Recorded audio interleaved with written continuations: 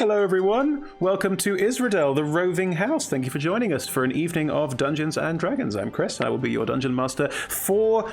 Well, it's this evening in the UK, but this afternoon, this morning, wherever you are in the world, thank you for joining us at twitch.tv/DND and twitch.tv/RollTogetherRPG. In case you've wandered into here by accident and don't know what we are doing, we are playing Dungeons and Dragons. It's a tabletop role-playing game. Everyone here plays fantasy characters in a shared fantasy universe. They all have character sheets, which you can see on the...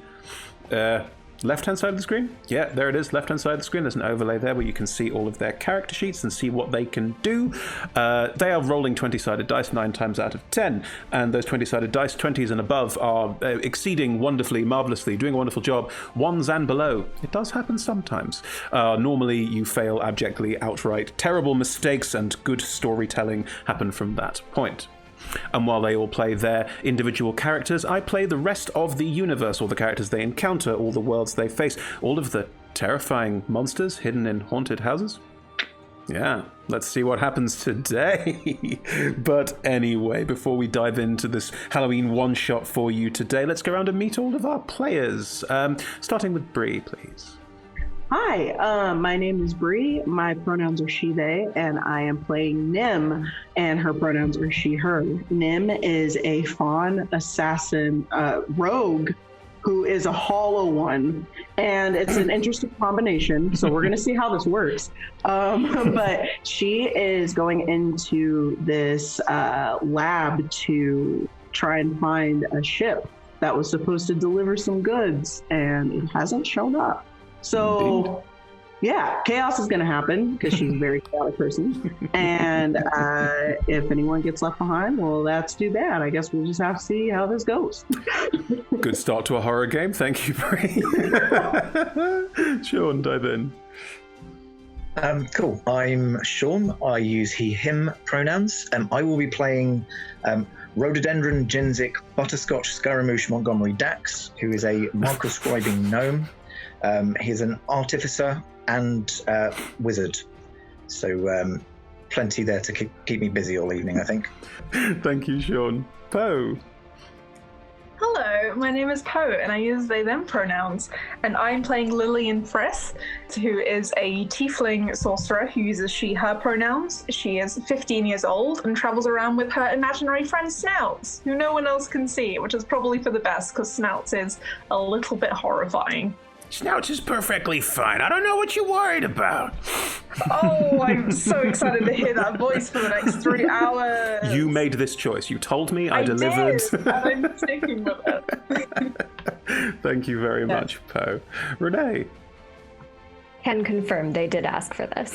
Hi, I am Renee Rhodes, she, her pronouns, and I will be playing Zaki, who also has she, her pronouns, and I am around on Twitter at RayDNR. You can find me doing RPGs, writing, art, etc. This is what I love to do, so I'm excited to be here as Zaki today, who is a UNT pureblood College of Glamour bard, and has joined this adventure just because she's been hired, which is a fairly routine start to the day for her, start of a job, and what could go wrong from here? And Anastasia, tell us a bit about your character. I'm Anastasia Bizaeva. My pronouns are she and her, and my character's name is Misery. She also uses she and her, and she is the second assassin rogue in this particular one-shot, so fun times ahead. I think the difference is that she's maybe 50 years older or more. She's kind of in her 70s by human standards, but a wood elf, so a lot older. And Misery, she essentially wants to be a force of good for the world and help people out. She heard that this same shipment that Bree was speaking about had some medicine on it, and she'd love to get it to the villagers it was intended for. But at the same time, you know, if it turns out that there's other loot for her to look at, she does have a little bit of a kleptomaniac streak, so we'll see where that takes her. Oh, good. I'm sure that will be fine. Anyway, this stream will run for approximately 3 hours, and there'll be a break about 5-10 minutes somewhere near the middle, depending on when we improvisationally stop and start again. So do stick around and check in about all of those things. As you can see arrayed around us, we have a delightful array of sponsors and supporters who help us make the shows that we do. A little bit about them. On the top right, you will see we're sponsored by Hero Forge. Hero Forge make fully customizable tabletop miniatures with dozens of fantasy races and thousands of parts to choose from. They have a 3D character creator, which means you can literally make your own mini on the screen, and then it arrives in the post, like this one that I currently have in front of me, which is a beautiful dragon that I didn't make this one, it was made for me. But yes, you can make a lot of excellent minis with Hero Forge, and they are absolutely excellent for all of your mini needs, especially if you can't paint, because I can't paint for toffee, and yet I now have painted minis because they print them in colour, would you believe? So do check them out at heroforge.com and start making your own mini today. We're also sponsored by Ultra Pro. Ultra Pro do the physical tabletop. So if you're looking for things to have on your desk, if you are a D&Der, like dice trays, dice bags, the dice themselves, little miniature maquettes, character wallets, that sort of thing. Now, we normally have a maquette together. Found it. I thought I'd lost it. This is my owlbear. This owlbear is not to be given away. However, we do have other owlbears which you can make your own as well. If you would like an owlbear like this one, but not this one. Poe's got an owlbear, very different owlbear as well. But it is also an owlbear. But yes, if you would, dice. yeah, it's an owlbear you have to disembowel to get dice out of. It's great. But yes, if you would like an owlbear like this one, you can join us in Twitch chat today. Just pop in, say hello, say anything you like, really. And as long as you are in Twitch chat and have a UK address, we can post you an owlbear competition. Rules apply. Do check online. Thank you very much. And as you can see below, we are also supported by D&D Beyond, who do our digital character sheets and the overlay, where you can see all the character sheets on the left-hand side of the screen. Idle Champions of the Forgotten Realms, there is a chest code at the bottom of the screen, or you can type !code or !chest into chat and get yourself an Idle Champions chest. I'm not sure if they're gold chests or if they're the new ones. They've got some new chests they're floating around as well. But if you're an Idle Champions player, do grab one for yourself there. That code is free to use for the next week, so grab it now. We're also supported by Level Up Dice and by Zavvi.com. Level Up Dice obviously provide dice, and Zavvi do all sorts of D&D peripherals like t-shirts and mostly clothes and that sort of thing. More about those can be found on our Twitter channel. That's twitter.com/rolltogetherrpg. Finally, we play with a diverse group of players who play a diverse set of characters with wide-ranging sexual and gender identities. Our tables are trans-positive, and we encourage and champion trans players, characters, and DMs. What up? In our games. The DM and players may portray characters that are of a different gender to their own. While we aim to avoid misgendering, it does sometimes happen. We have a policy for correction which you may see in use today, and if we miss an instance of misgendering, we are open to being corrected, so please pop something in chat, send us something on Twitter, let us know. And in terms of safety tools, we use the TTRPG Safety Toolkit, amongst other things. You will see the use of pause cards in-game today as part of play, and we thoroughly recommend safe play in every possible opportunity. There will be a link in Twitch chat now with more about that. Anyway, I think that's enough AOB before we dive into Isrodel, the Roving House. Everybody ready? Not sure you're ready. You Halloween ready? Your intro ready. Coming in now.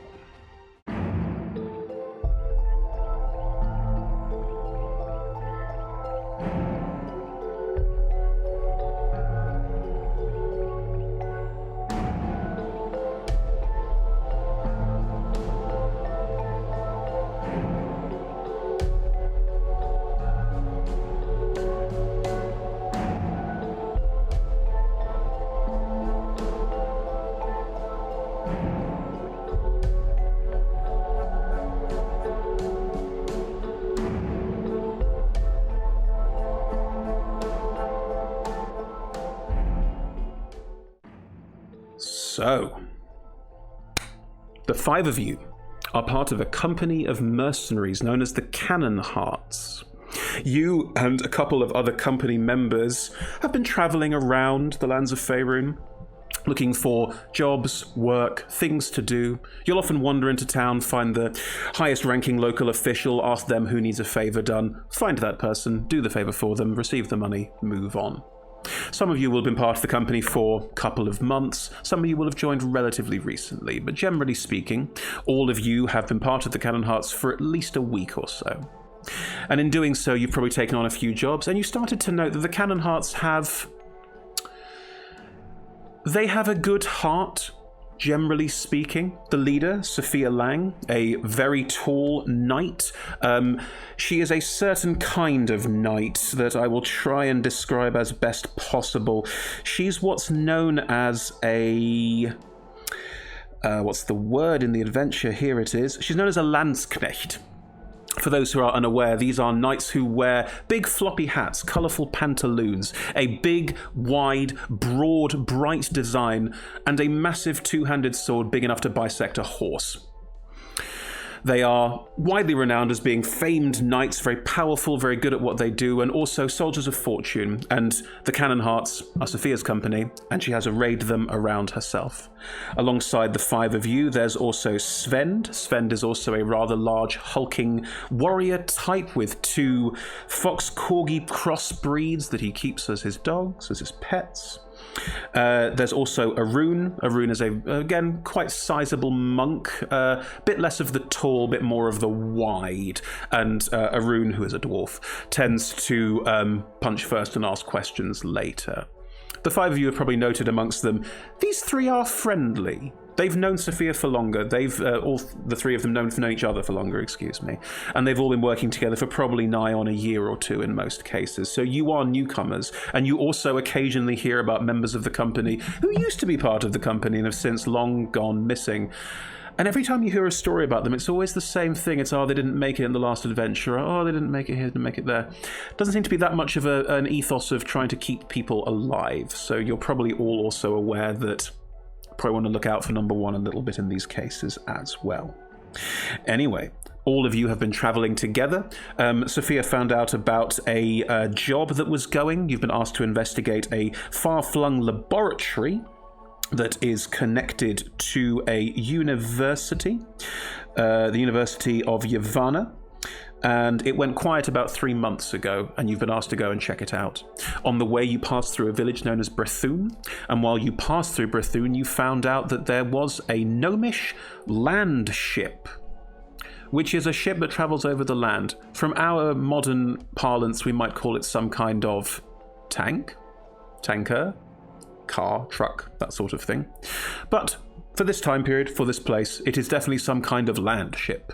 And this gnomish land ship travelled through this town and moved on from there, and was taking some supplies, including these medicines, as described by both Misery and Nim, to a nearby village. However, it never arrived. So, you are making your way up a hill known as Mount Cascabel. It has been storming pretty heavily and pretty constantly for your entire ascent, probably the last 3 or 4 hours or so. Going has been tough, muddy, you're trudging up through the hills. There is a certain amount of flashes of lightning, that sort of thing, generally unpleasant. You're looking for places to get out of this weather, and definitely trying to make your way to Isrodel, this hidden house, as soon as you possibly can. As you're all trudging up the mountain in the rain, how is everyone doing? How is everyone feeling? Damp. Yes, very much so. Chilled to the bone, each and every one of you, unless you have some kind of magical ability to not be chilled to the very bone. No. There's Zaki has like this heavy cloak that she is trudging with and trying her best to hide under, but even that has gotten soaked through in the storm, and so her hair is far damper than she would like, and also she keeps kind of like casting prestidigitation like around her facial area to kind of keep the water from getting in her eyes and running down her scales, but that's as far as she can go. There's not a lot she can do about the full storm yet. Yeah, along a similar vein, Misery kind of has like a handkerchief around her hair tied under her chin, like a very Eastern European grandmother style, but it has not done the trick. Like, it has not stopped the wind from blowing everything around, and really at this point it's just another damp cloth covering her head. Right, okay. Yeah, Lillian has a cloak around her shoulders. She's got it up. She appears to be like holding it over like a second figure who isn't there, but she does have it over herself to try and keep herself dry. It's not working. Okay. I think Rhododendron is jumping in puddles, and just he's a very cheerful chap. So he's just enjoying, whatever comes his way. Don't you just love the rain? Sophia, walking up ahead, big floppy hat drooping down very low, just turns back and looks at you, Rhododendron. Well, if you must, can you please not splash on me? I've already gotten more than enough water than I need for the next couple of days. Oh, sorry. Okay. It just dances to one side. You can all see Sophia looking, and there's a look exchange between her and Svend, this rather tall, hulking man. His two dogs are not visible at the moment. They're running through and scouting, as they tend to do, and you've all noticed that they do this. Because they're Fox Corgi crossbreeds. They are very odd-looking dogs, but they are quite small, quite yappy, but vicious little monsters. Sigmund and Reynard, I think. Just checking. Sigyn and Reynard. I don't think Lillian little Poe wants to pet them. Beg your pardon, Poe? What did you say? I said Lillian probably wouldn't, but Poe wants to pet them so badly. I wouldn't pet them if I were you. They like to bite. But yes, you are all making your way forward. Nem, how are you handling the rain? She's beelining through it. She's a warrior. She's got this. Even though her ears are like plastered back on the sides of her head, she's still going. She's still going. Great. In this dark rain, it's mid-afternoon, but the clouds overhead have made the light very, very, very dim. Up ahead of you, you can see outlined as a brief flash of thunder, a brief flash of lightning, and a brief peal of thunder, apologies, a very tall house. It's approximately 3 stories tall, crowned with a blunt tower which sprouts some large magical apparatus. You can just see it outlined briefly in the top. Even rudimentary architectural knowledge will reveal that it looks quite elven made. It's all very delicate and very fine. There are some very slim foundations raising it about a yard off the ground, and some of those foundations seem to hold it out over what looks like a cliff edge. It is balanced very precariously on the edge of a cliff near the top of this mountain as you're all moving towards it. Everyone is welcome to make perception checks if they want to. Can I ask, as an elf, would I know if this kind of architecture is like particularly unusual, or whether elves are known for feats of architectural prowess? No, it's not unusual. It is precarious, which would be an odd choice, but also it is beautiful. It is the kind of thing you would see in like high-end establishments around the rest of Faerun. Nothing too special about it. That's a very seasonally appropriate 13 for perception. Ooh. 12. My first time rolling in D&D Beyond. Very fun. 3, Rhodey. Well, you're busy jumping in puddles. You're fine. I got a nice 10. Nice solid 10. Nice solid 10. Solid. Straight down the middle. Nim, anything above a 13? Nim, did you roll a perception check? Anything above a 13? Nah. Right, well in which... So stormy. So good. So good. Very wet. Yes. We're gonna do great. We're gonna do great. Looking up ahead, there is a hulking shape that appears to be sort of in front of the house. Looks to be about 10 yards long, about 3 yards wide. It's not big, it's just this sort of slightly hulking, strange block in front of the house. You can all just about see in the light. The house itself is dark. You can't see much inside it. There's no light shining out of any windows or anything like that, but you can see that it appears to be in one piece. It's not wrecked or anything. It looks like a perfectly normal house. It doesn't look particularly abandoned in any way. There is a garden around the side and back of it, which is fenced in slightly. Looking at the fence, those of you that rolled above a 10, the fence is really quite short. Like, it's a short fence. Like, most of you, with the exception of Rhodey, obviously, could probably just step over it if you wanted to. With a 13, Lillian, I will say that you see the sign just by where the fence is and on the way into the house. Do you read Elvish? I do. Do you read Halfling? No. In Elvish, it says Isrodel, and next to it's something else in Halfling. Nah. Would have been a smart language today. I mean, yeah, who takes Halfling? I get it.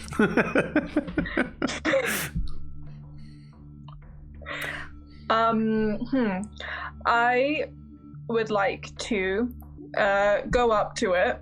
The sign? And turn to the others. Now, this is going to be difficult because it is raining, but if I can get out my tinderbox to try and kind of illuminate the board a bit, like with my hand just held over it. I mean, roll me... And I turn around. Roll me something. Yeah. Roll me something to light a tinderbox in the Sleight of pouring, hand, storming rain. I mean, yeah, let's go with sleight of hand. Anyone helping? Maybe helping my cover? My hands are very slightly trying to cover the flame that I'm making. Misery, you're going to lean over and sort of put a cloak over where the tinderbox... Great, lovely. In which case, no disadvantage. You can just roll a sleight of hand. Go for it. That is 11. Yeah, you do manage just about light, and there's a small amount of flame burns out, and you do get a brief flash before the wind and the rain does slowly... Also use thaumaturgy to cause the flames to brighten. And I turn around and was like, did any of us bother to bring someone who reads Halfling? Oh, my dear, it says over here in Elvish, Isrodel. That's what it says. So I hope that was helpful for you. Thank you, Misery. That was very I can't read the rest, though. I can't read the rest, unfortunately. What did you say, Nim? What exactly is halfling? Sophia will look back. They're one of the, like Rhodey, but slightly taller. It says the Roving House. Must be the other name for it. Right. Well, we've solved that mystery.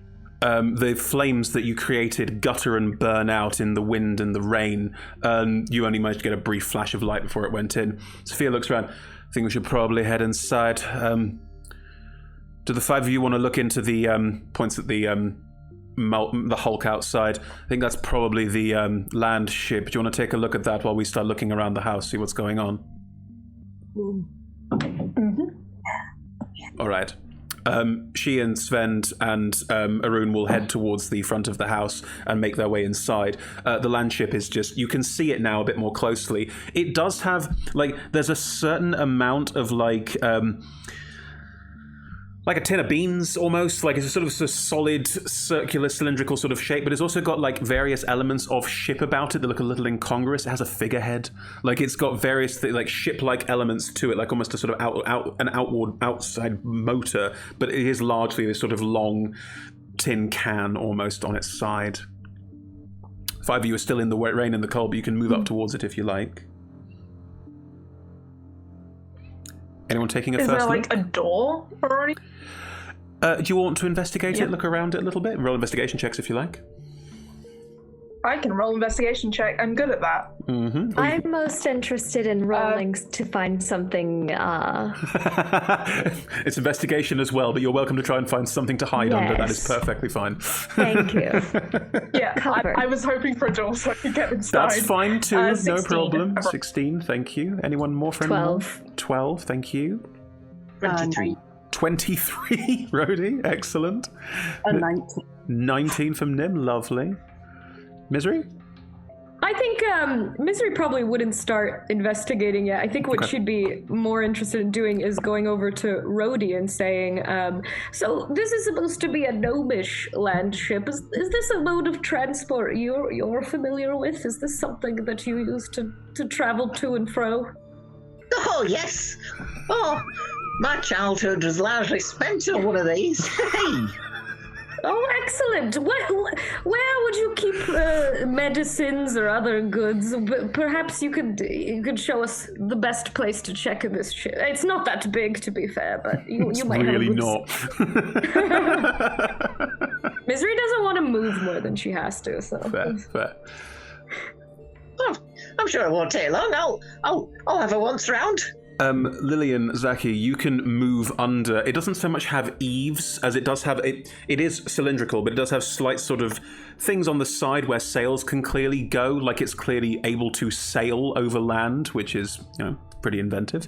There are some areas under that you could sort of duck beneath and find yourself a little bit of shelter if you wanted to.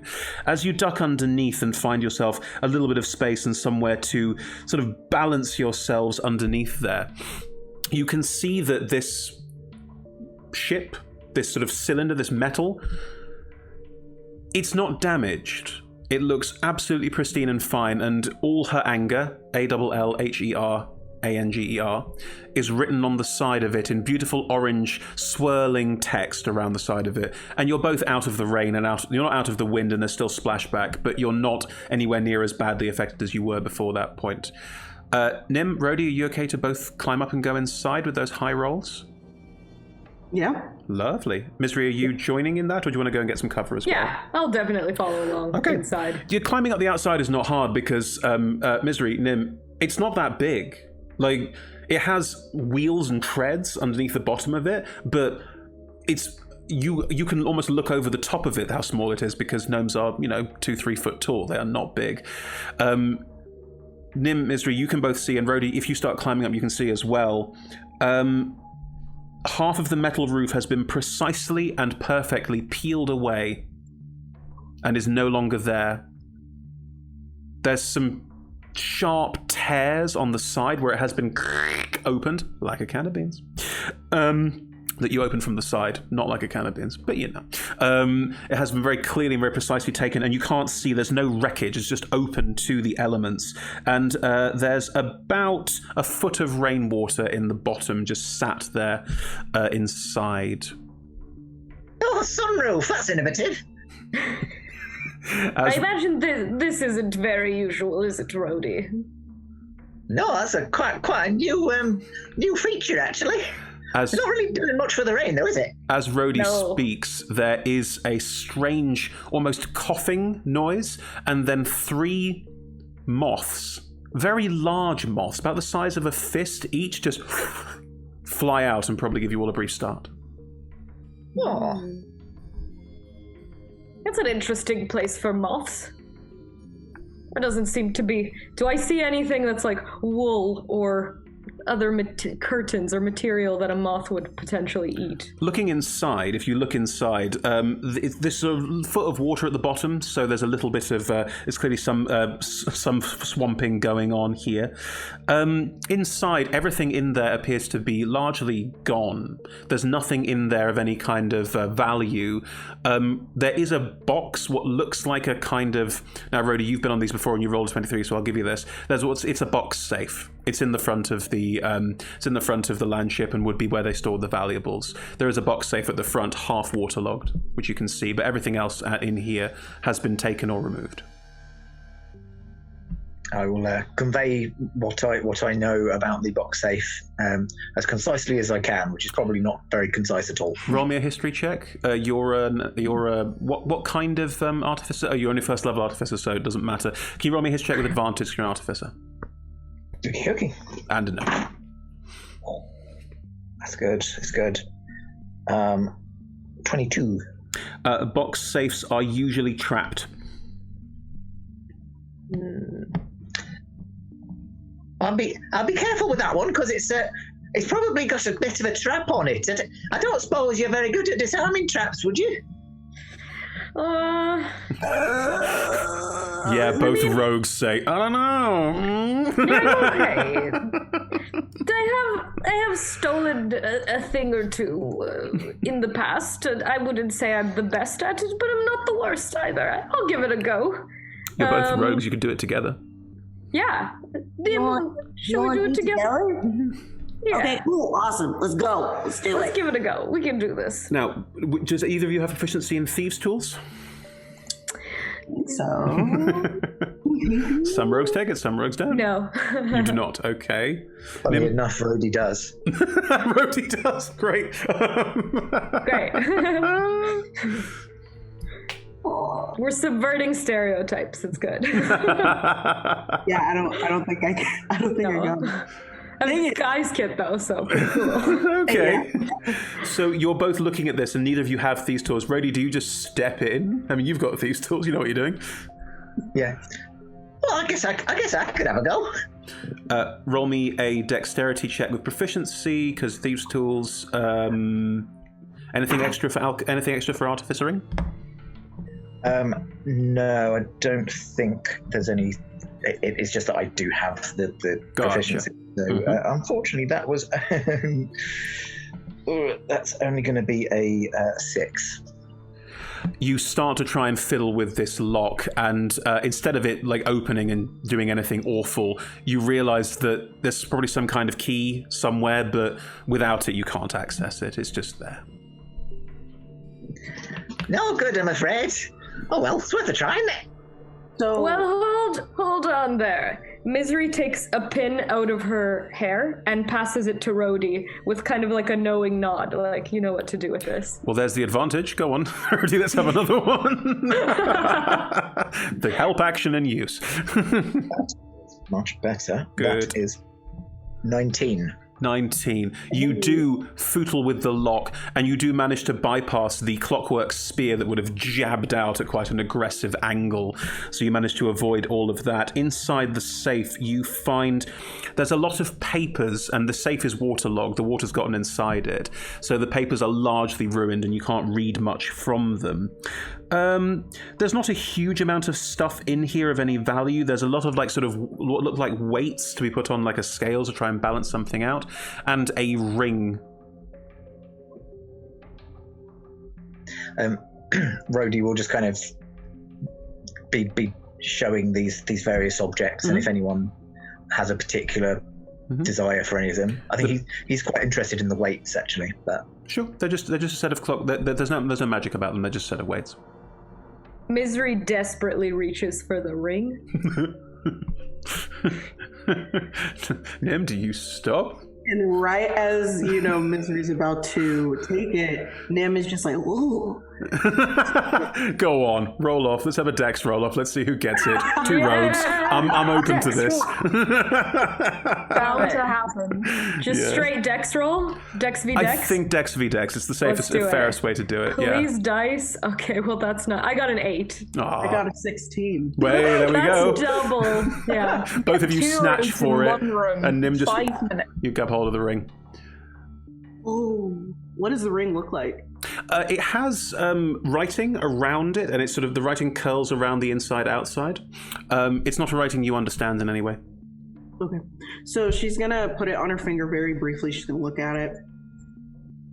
Okay, maybe this is useless, and she kind of just holds it out to Misery. Here. Misery holds it like Gollum. Can she understand what's on it? Roll me an Arcana check. Arcana check. Let's see how I do. 14? Yeah, the runes around the outside of it, you recognize them from 4 or 5 different, arcane magic languages, abyssal, celestial, all of the kind of languages that aren't really spoken on the material plane that much, but are in all of the big magic books you probably cast an eye over at some point. You have no idea what it does, but it's definitely got something magical about it. Yeah, would I know if this is a normal thing for a cargo loot ship to be carrying? No, you don't. You could ask Rhodey. Rhodey would know more than you do, but not in particular. And Rhodey, the answer is not really. I mean, it's probably just a random Gijal. Okay, got it. I think Misery's very suspicious about the moths still, and will recount that to everyone, just there is no reason moths should be spending time in here. Nothing of value to them abounds. Lillian, Zaki, as the others were, ransacking the inside of the landship, you two have been crouched under this almost like wing on the side of the landship. Can you both roll me perception checks, please? Absolutely. Thank you.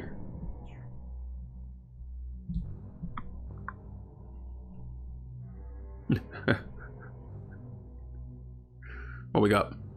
13. 13. Lillian, have you got a perception check for me? Oh, yes. Sorry. Thank you. All good. I got distracted. That's absolutely fine. 11. 11. Zaki has been peering out towards the house. Yeah. But not absolutely letting the others take care of the interior of this machine. No interest in that at all. Mm-hmm. As the two of you are sort of watching and waiting, you hear a strange noise from the house. It's almost like a rumble. Almost like an earthquake would make, except nowhere near as big or ominous. Just like something sort of grinding, rumbling noise from inside the house. Zaki, you rolled a 13. There's movement in one of the windows on the second floor. Did you see that? See what? The movement. Do you think that could be our companions making that noise? Snouts, did you see anything? I mean, I'm not really looking. I don't really look. I feel, I feel it in my heart. That's where I feel it. And I don't feel it. Thank you, that was very helpful. That's what I'm here for. We didn't see any. Okay, well, thank you, Snouts. You don't hear Snouts, you just hear Lillian talking to the air. Yes, yeah, so there's that hesitation, but I've at least traveled with Lillian long enough to know that this happens. Better to not question it, just acknowledge Snouts. Mm-hmm. No clue what he said, though. As you look back towards the house, that movement in the window, there's nothing there. And looking at the window, you can't see any movement of any kind. There's another sort of flash of lightning and a peal of thunder, and something in the house definitely moved, and that rumbling noise is gone, but you're not quite sure what you're experiencing. Shall we go see the others? Maybe they knew something about it. I don't suppose they had anything to do with it. I hope that they'll return from the landship quickly, but I expected to reunite with the captain, and I don't know if. Nim, Misery, Rhodey, you can all rejoin this as you climb out of the landship and back down to the outside where the others are. Yes. Was it as creepy inside as it is outside? It was worse. There were moths in there. Exactly. That was very homey. Specifically, 3 moths. 3 moths. Butterflies of the night. I eat moths for breakfast. Well, I'm sorry we didn't catch those ones for you. Yeah. No, it was, never mind. There's been movement inside. The house is rumbling rather eerily. You don't suppose that it could be our companions, do you? It could just be poorly built. Could be moths. Could be moths. Yeah. If there were 3 in that, how many more? Did you happen to see like the shape of someone, or like what? Did they look human, or just something moving? Could have been a curtain, I suppose. It's just I don't know. I guess I'm a bit on edge. Very wet, very unhappy, and why everything. are you on edge? Just a feeling. You know how there's like the feeling of rain weighing down on your shoulders, and suddenly everything feels heavier. Yeah, I don't see anything to be worried about. I mean, everything seems fine, you know. You all realize that a good 10-15 minutes have passed, and your companions went inside the house and have vanished. I think Snouts and I would like to get out of the rain. Perhaps we should go join our companions inside? I would prefer that as well. Maybe help with the weight and the worry? Yes. Let's go in quietly, just in case something is amiss. There is Sorry, go ahead, Nim, you first. Oh, I was gonna say I'll try to be quiet. We'll see. It's all we could ever do. The house in front of you, there is a wide veranda at the front, which is where your companions went up into the house that you could enter.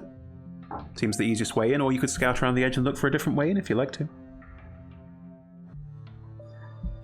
So Nim is going to go right up to the front door, and she is going to turn the knob, and she's just going to open it. And when she opens it, she kind of does it a little too forcefully. So the door just goes flying open, and it like hits against one of the walls on the inside. And she's just standing there like... Okay. Let me describe the veranda first as you move up onto the veranda, which is covered, so you're out of the rain, and you're moving towards the door. There are various doors leading to the house off the veranda as you step up onto it. There is a front door. The door is slightly ajar, clearly where your companions entered it. It looks generally fine. There are no lights coming from the entire house, which you are starting to become more and more aware of how dark it is here.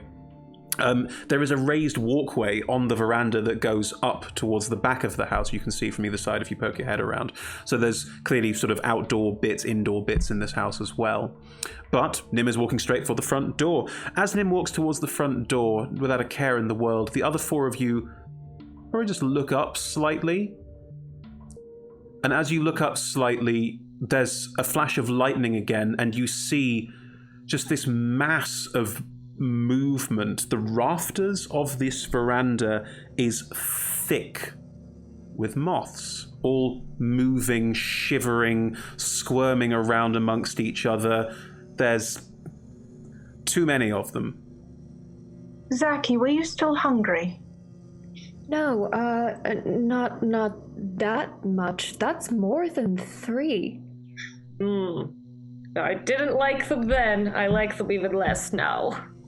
There's that slightly awful feeling of too many small things moving simultaneously, almost like a gigantic mass. Too many mouths, too many eyes. I would eat 1 or 2.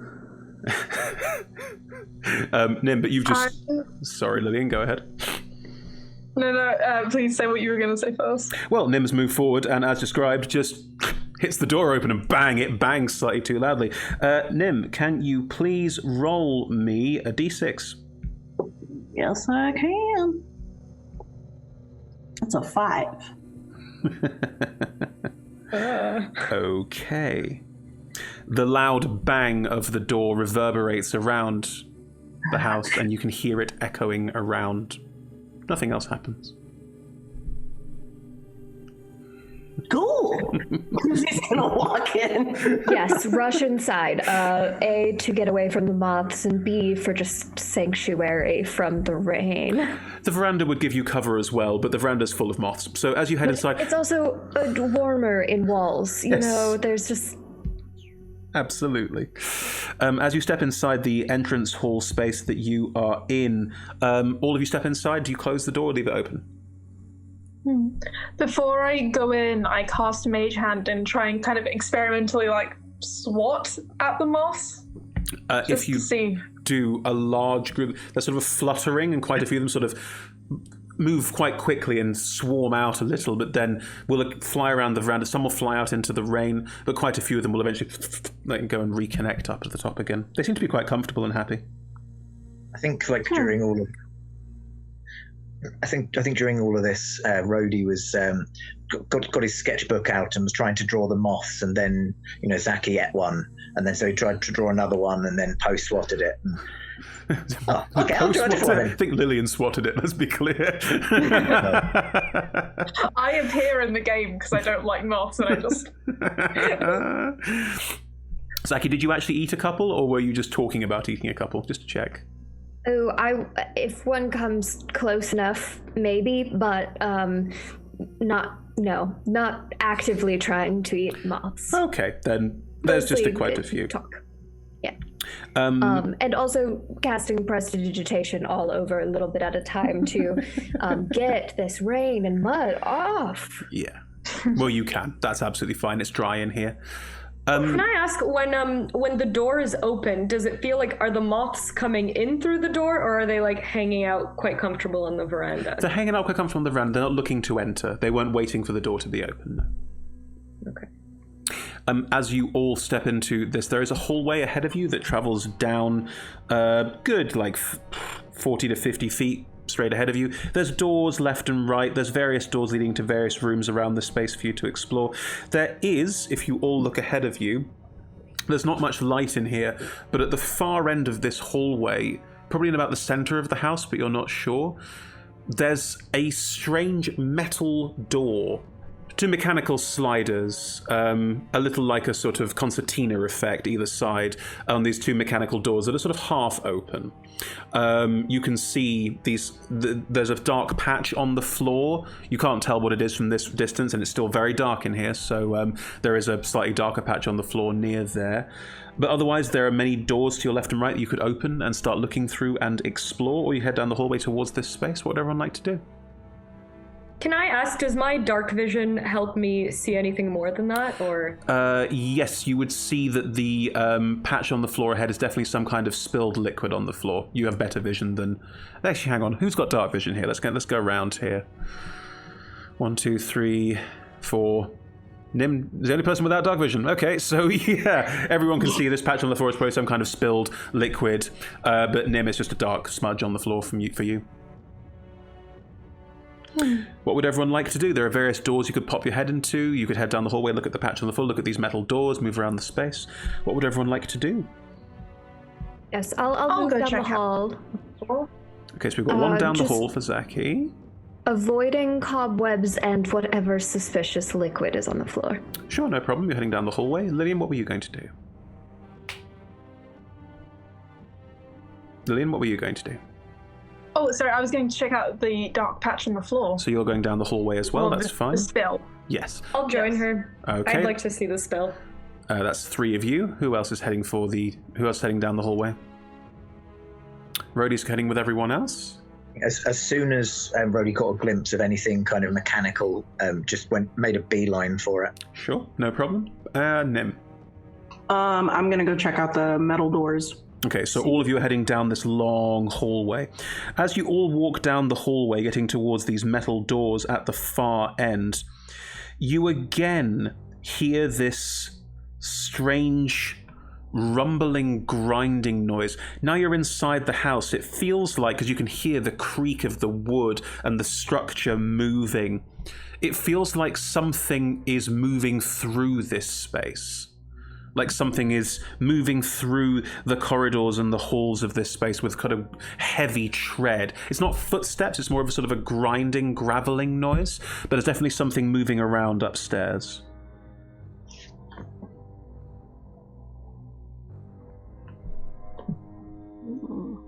I definitely felt something that time. Can we see where the stairs are from this hallway? From this hallway, you don't see any indoor stairs at this point. You do see that there's, as you get towards this metal cage in the middle of the space, there is a spiral staircase that goes around it up.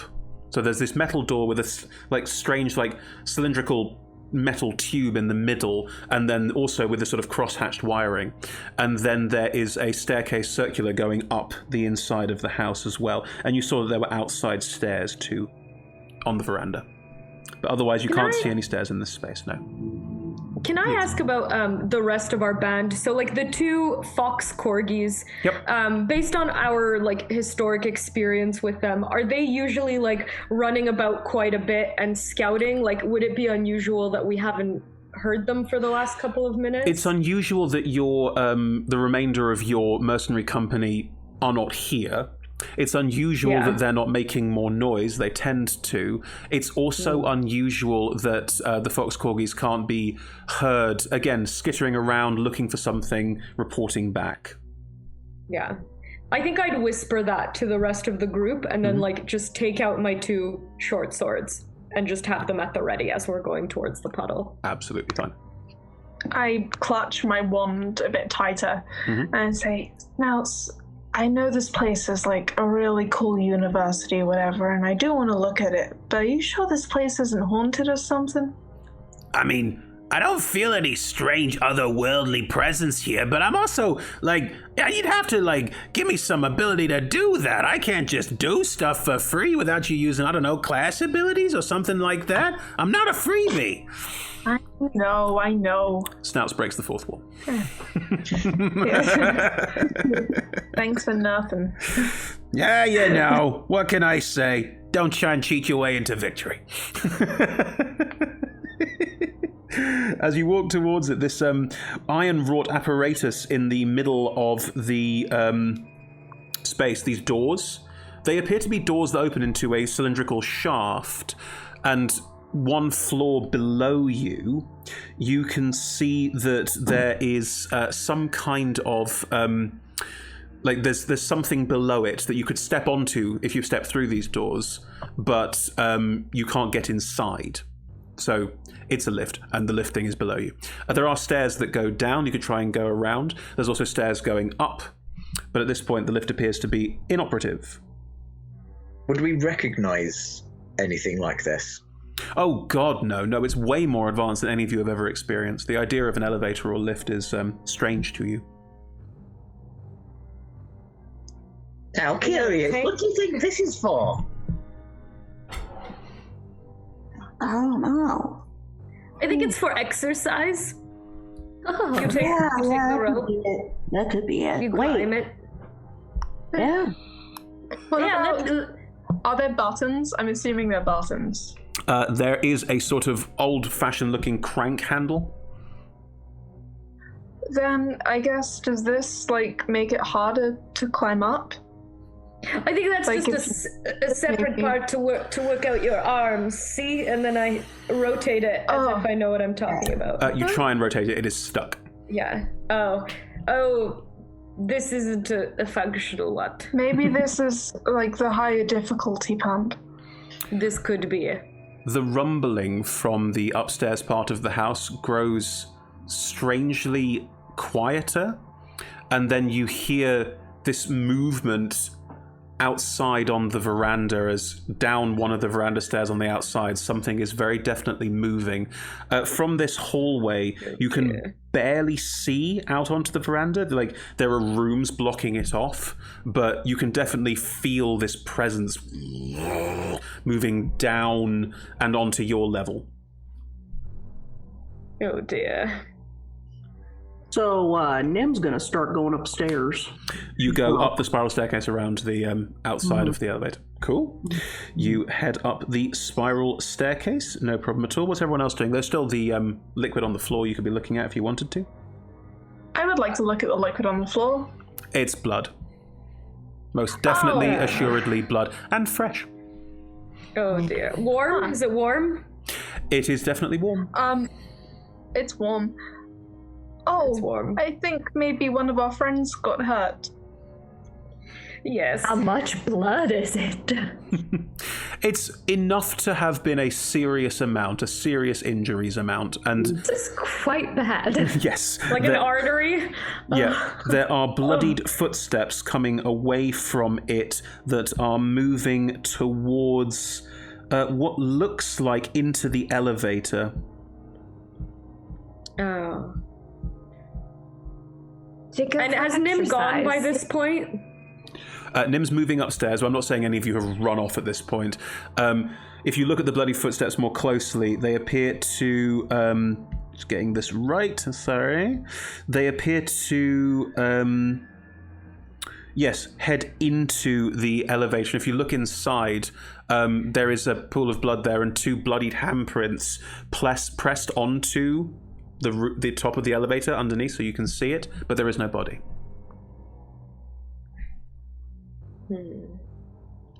Nim is going upstairs. What's everyone else doing? I'll I'm- also go upstairs. Yeah, Yeah. I'm gonna follow. I'd like to follow Nim and try to catch up to her. So try to go like a little bit faster. And when I get to her, say, Nim, we just saw some warm blood downstairs. I think both of us should be ready to pounce basically when we see anything, because whatever it is not a friend. These stairs, hold on. I know, they're quite something. I know. Whew. Okay, yeah. And she. I passed my water skin to Nim. Oh, great. You're the best. Thanks. Hydrate, yes. Best hydrator to hydrate. Yes. So, yeah, like you said, we should probably get the weapon things, and we should be ready. Two nervous assassin rogues. Right.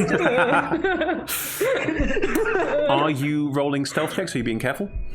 Yeah, so careful. Okay, let's have 2 stealth checks from the 2 rogues. You sneak up the stairs. Okay. Okay. Yeah, 27. Whee! 60. That's still. Cool. As you make your way upstairs, what's everyone else? What's Zaki, Lily, and Rhodey? Are you following behind? I want to make sure that we've at least checked all of the rooms on the first floor. Okay, so the 3 of you are staying back. How many doors are there?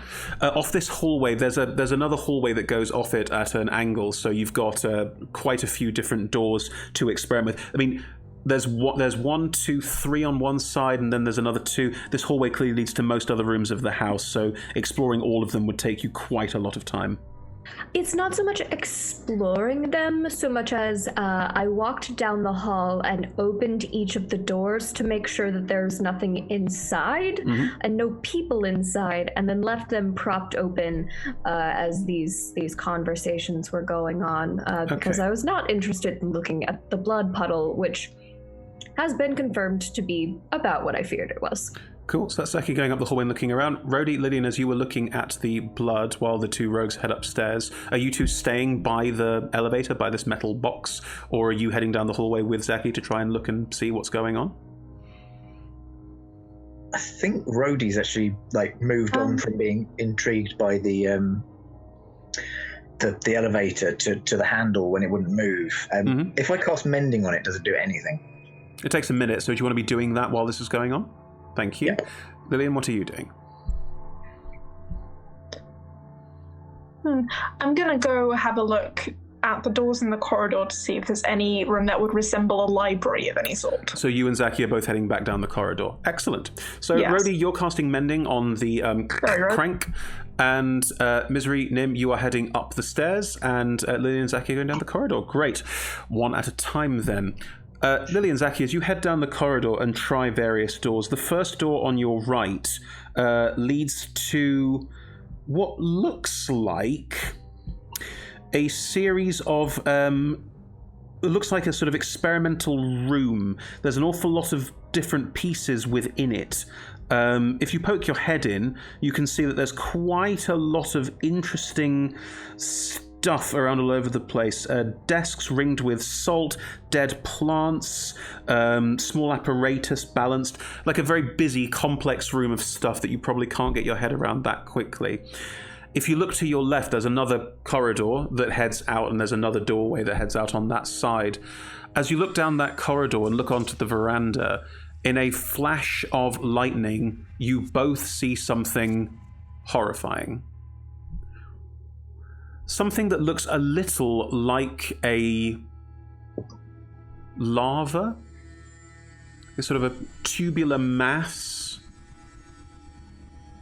with lots of small 5-fingered hands, all ending in sort of frondy, almost like fibrous fern-like fingers, is making its way on the outside of the veranda. And its head turns down to look at the 2 of you, and 2 glowing eyes and a long, thin nose that goes down over quite a sharp mouth just stare at you. What would you like to do?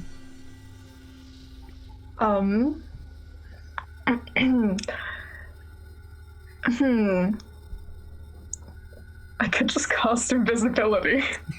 It's up to you what you do with your life. Yes, I cast invisibility. Okay, you disappear. Zaki? Well, I pull a dagger out of my hair.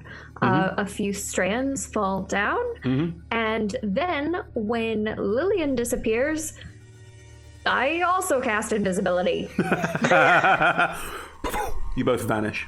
As you both vanish, you can see whatever this creature is, it pushes the door open. It is the size of this corridor. It is roughly 5-10 foot across. It is large. And you get the sense of where this grinding noise is coming from as it claws its way in and starts making its way down the corridor, pushing things slightly aside as it goes. Do the two of you want to move, do anything? I cast message at Renee. Sorry, Zaki. If you cast message, you will become visible. Oh, bugger, I will. Can I stage whisper? Like... Yeah? Rhodey's still at the elevator.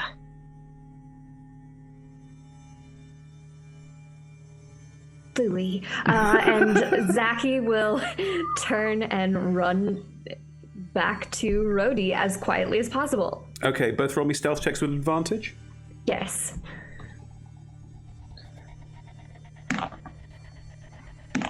It's 21. Grand.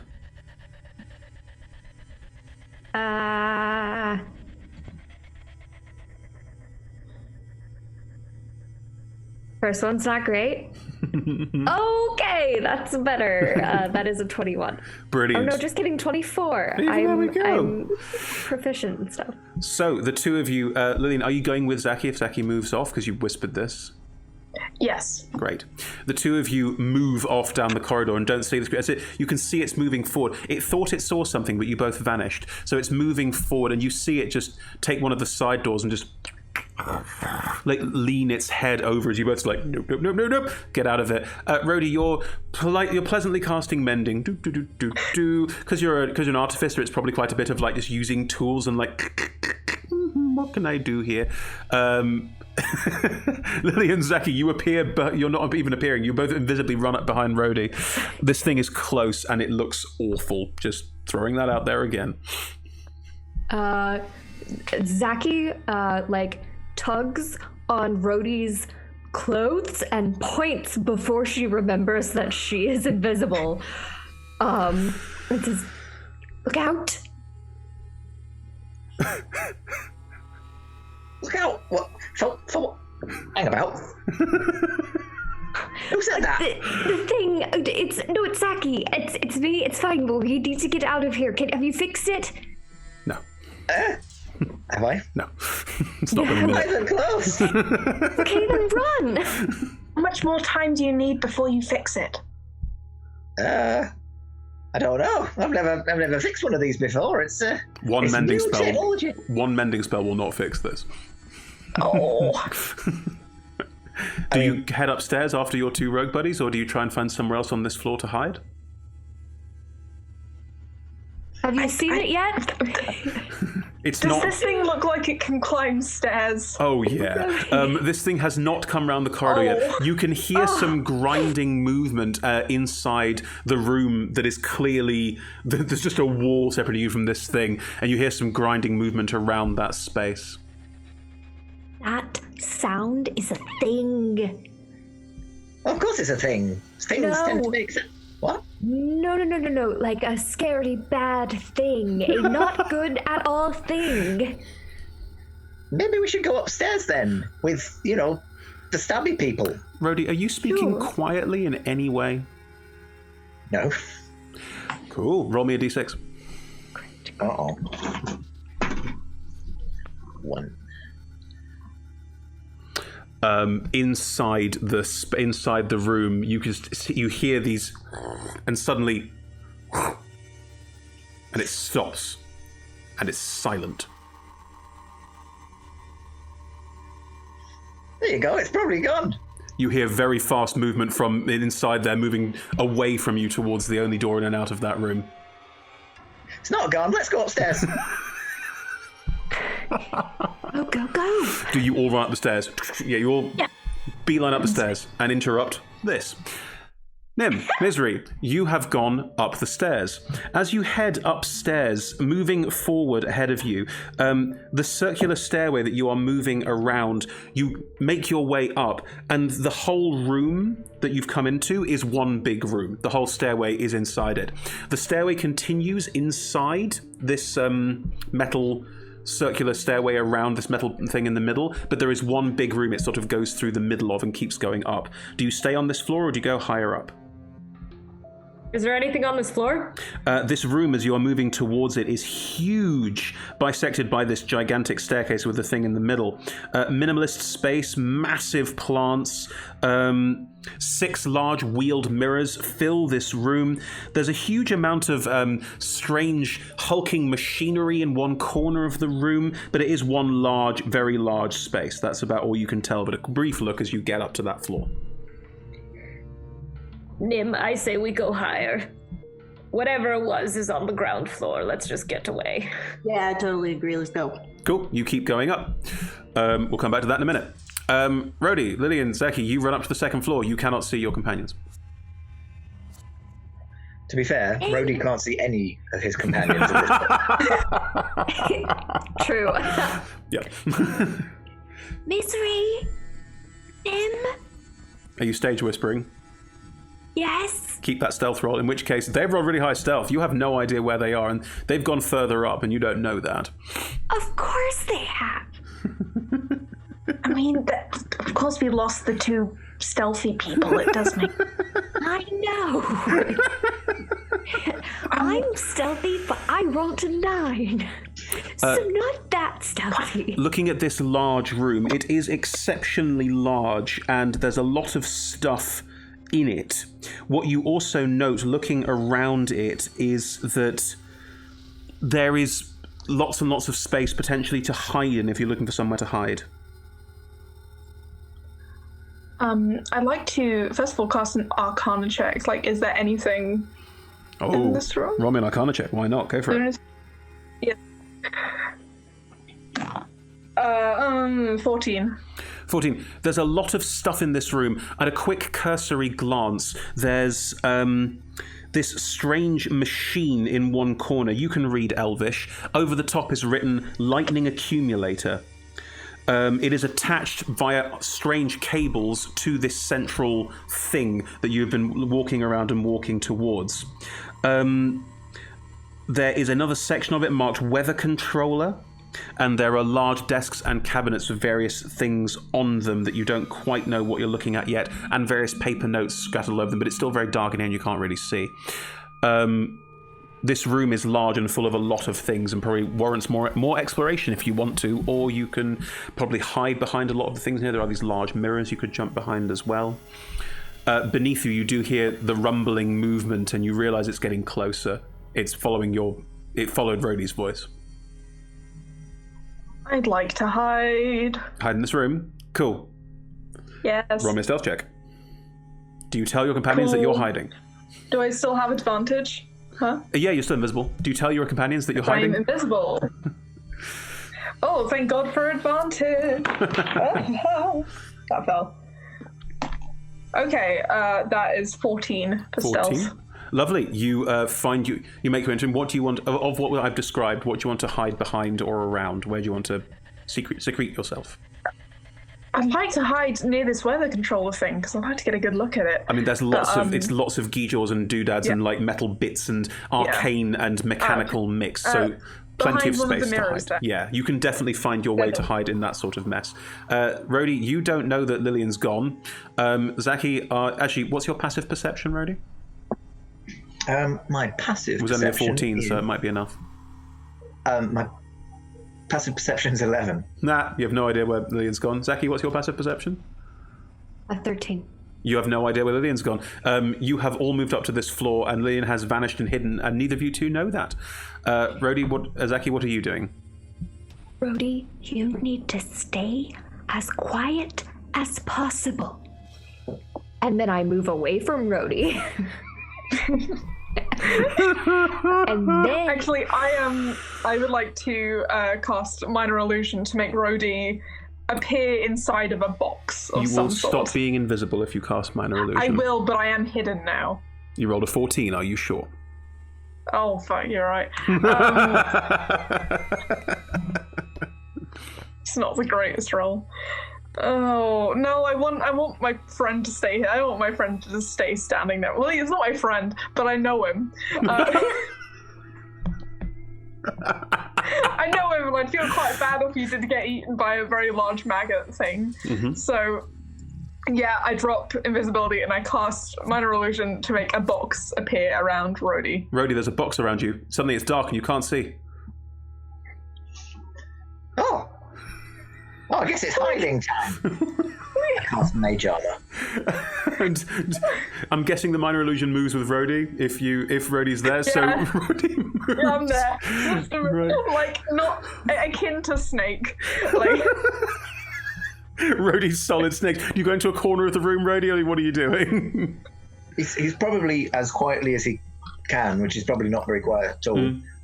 Just humming the Mission Impossible theme to himself. So are you moving into the room and finding somewhere to sort of be a box? Yeah, I will try and find other boxes that I can box around. Okay. You can find other boxes you can box around and just be a box with the other boxes. That's perfectly fine. Roll me a stealth check with advantage because you are hidden by this illusion. Stealth is... Sorry, could have had that up. 15. No, 17, sorry. 17. Cool. Zaki, are you trying to hide as well? I am running over to the machine. I'm still invisible. I am relying primarily on that. And I am looking at specifically at the mechanics surrounding the lightning thingy-do, because that maybe sounds helpful. You're looking at the mechanics around the lightning thingy-do. Look, I'm not the artificer of this party. Roll me an Arcana check. Okay. Would have loved to help, but I had to put a box around that artificer. That is a natural 20. Hey! 22.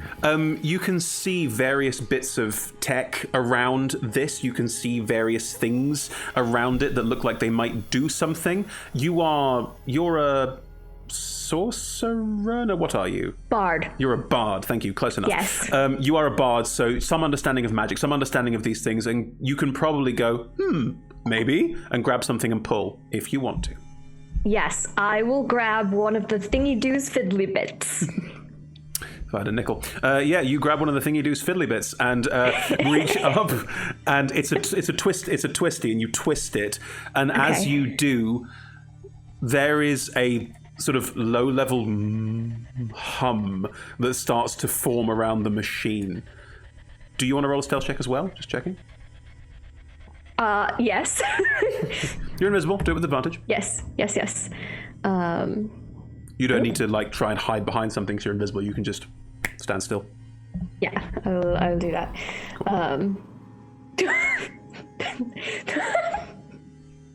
That's double natural 20s. Wow. Okay. I have to take a picture of this. It's a while. Do it quickly. They fade away. Oh no, they faded away. Oh, it's okay. I can still get the little I was too stunned to move quickly. Double nat 20s. All right. You just stand completely still in the machine, and you probably do hold your breath. So there's literally no sign of where you are as you are invisible. You're doing a very good job of just keeping it very, very still and very, very secure. Misery, Nim, you went further upstairs. Yep. As you continue upstairs, the stairs once again seem to keep going up. You are now outside the building, and rain is starting to pound on the outside of all of this. There is one enclosed space off to one side that you could step through the rain to get out to. It looks like almost like a cottage on the roof, which you could step inside of if you wanted to. Otherwise, there are just stairs going up. And as it goes up above you, there is this almost platform above it. So there is even more above you here that you could explore if you wanted to. This part, because of the way the building is made, is slightly covered, but it is open to the elements as well. So the wind is here, and you get some water splashing in from the rain, but it's not like downpour in the same fashion. So what exactly you want to go higher, or do you just want to hang out here and kind of hide from the rain and everything? Nim, and Misery puts her hand on Nim's forearm, almost like just a little bit out of exhaustion, but I think we go all the way. Let's go. Let's go. So yep, we're gonna keep going higher. Handkerchief back over the head. I don't care if it's damp. I'm soaked. I don't even care. Let's go. Cool. You keep going up, and you get all the way to the top. Moving inside, you realize that this room at the top, freestanding, it's got the elevator shaft in the center and some supports holding it to the top of the building, but it seems to be relatively freestanding, is entirely made of metal. This feels dangerous. It looks like it's got interlocking, almost like fish weave alloy. So like the whole thing is an entirely separate block from the rest of the entire house. Would I have any knowledge of, like, you know, metal, there's lightning around, like, is it dangerous to be in here, or does it feel like it's protected in some way? Like, does it look like there are papers around or something? And it's, I mean, you're on the stairs moving up, you can just see this as you move up, you haven't stepped inside it yet. Oh, I'll keep going. It can't just be a death box, right? Or maybe it can. It could be. Possibly. As you move up to the top here, there is a trapdoor that leads inside it, and it is locked. Shake it a few times, can't open it. I take a hairpin out, right? Yeah. There's 2 rogues. I mean, fuck it. Nim, I'll give this a try. You have a look. See what you can see while I'm jiggling around. I'm certain we'll find a way.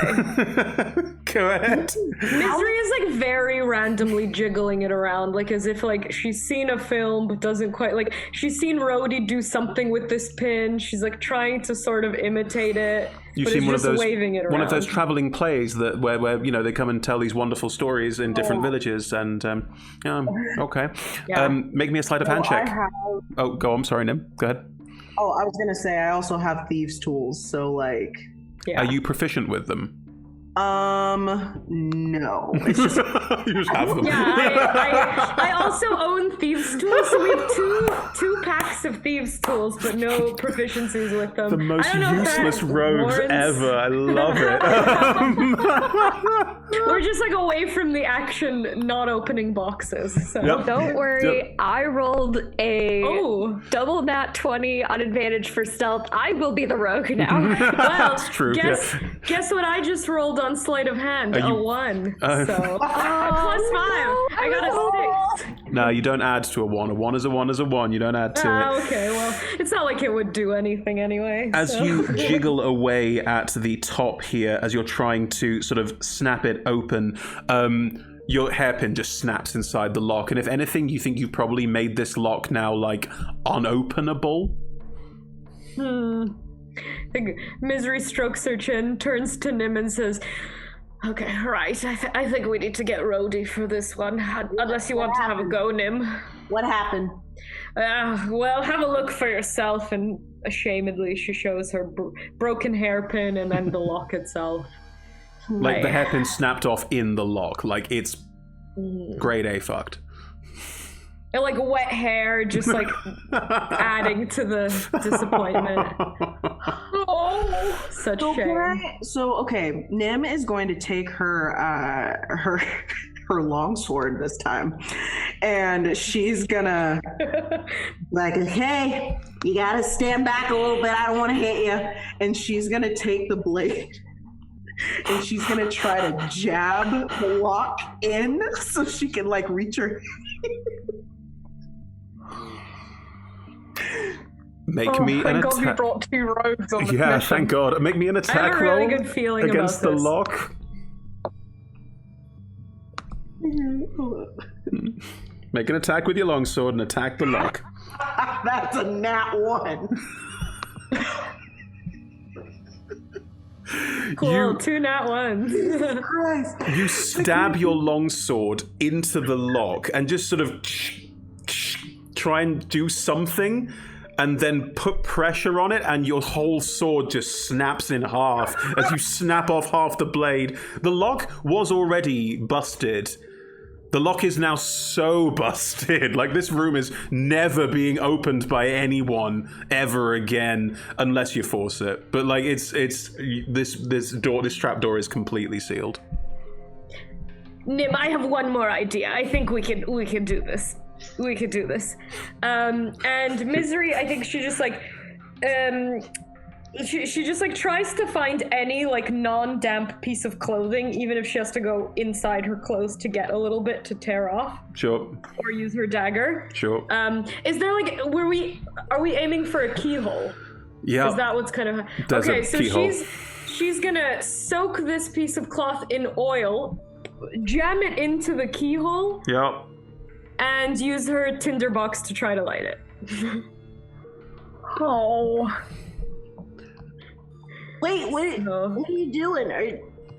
I don't know. I'm just seeing if we can blow it up a little bit.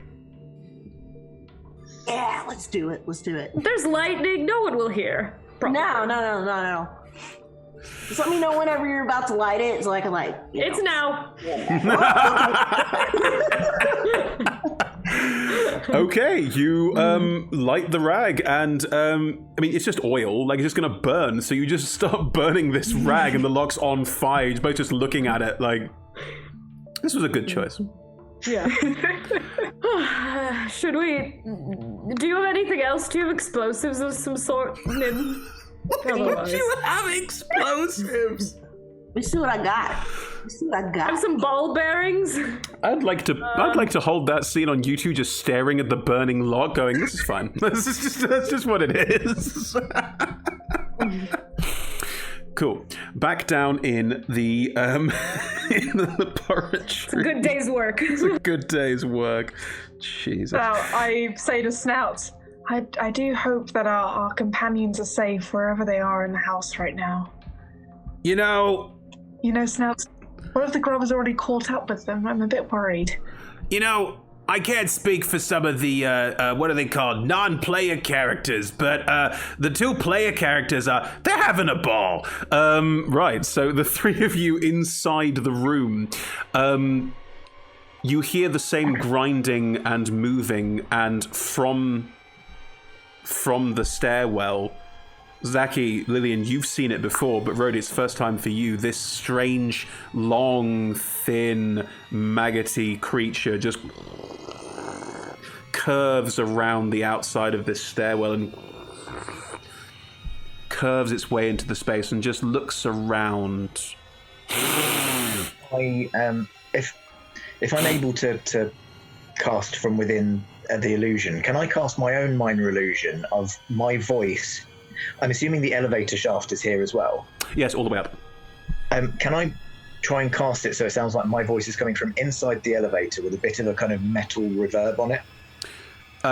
Yes, you could try and make your voice come from inside. That is fine. Sean, under minor illusion, does it have verbal components, somatic components? Only somatic and material. So you can do it quietly inside the box. That's perfectly fine. You cast minor illusion, and what is your voice saying inside the metal? Oh shit! What is that? Thank you. As you say that, the head suddenly turns and bangs, and there's this horrible loud metal clang as it rams its entire body against the metal. It's bashing its own head very, very hard and very, very heavily into the metal, trying to make a hole or try and understand what is going on. It instantly violent and quick and brutal, and the three of you in this room that can see it, this thing is clearly, and this is your DM talking to you, the kind of thing that you're probably not going to be able to walk away from if it starts attacking you. It is instantly vicious and terrifying. As it bashes its own head and starts like strange sort of purplish green spurts of its own like viscera, you're not quite sure what it is, spurting from the side of its own face where it's bashing itself into this. If the minor illusion doesn't continue, it stops really too quickly. Just I use minor illusion also and go, oh yeah, Shit. Oh god. This sure is awful to try and start that back up again. I think as soon as you would use minor illusion again, though, the box would drop from Rhodey. It would. That is correct.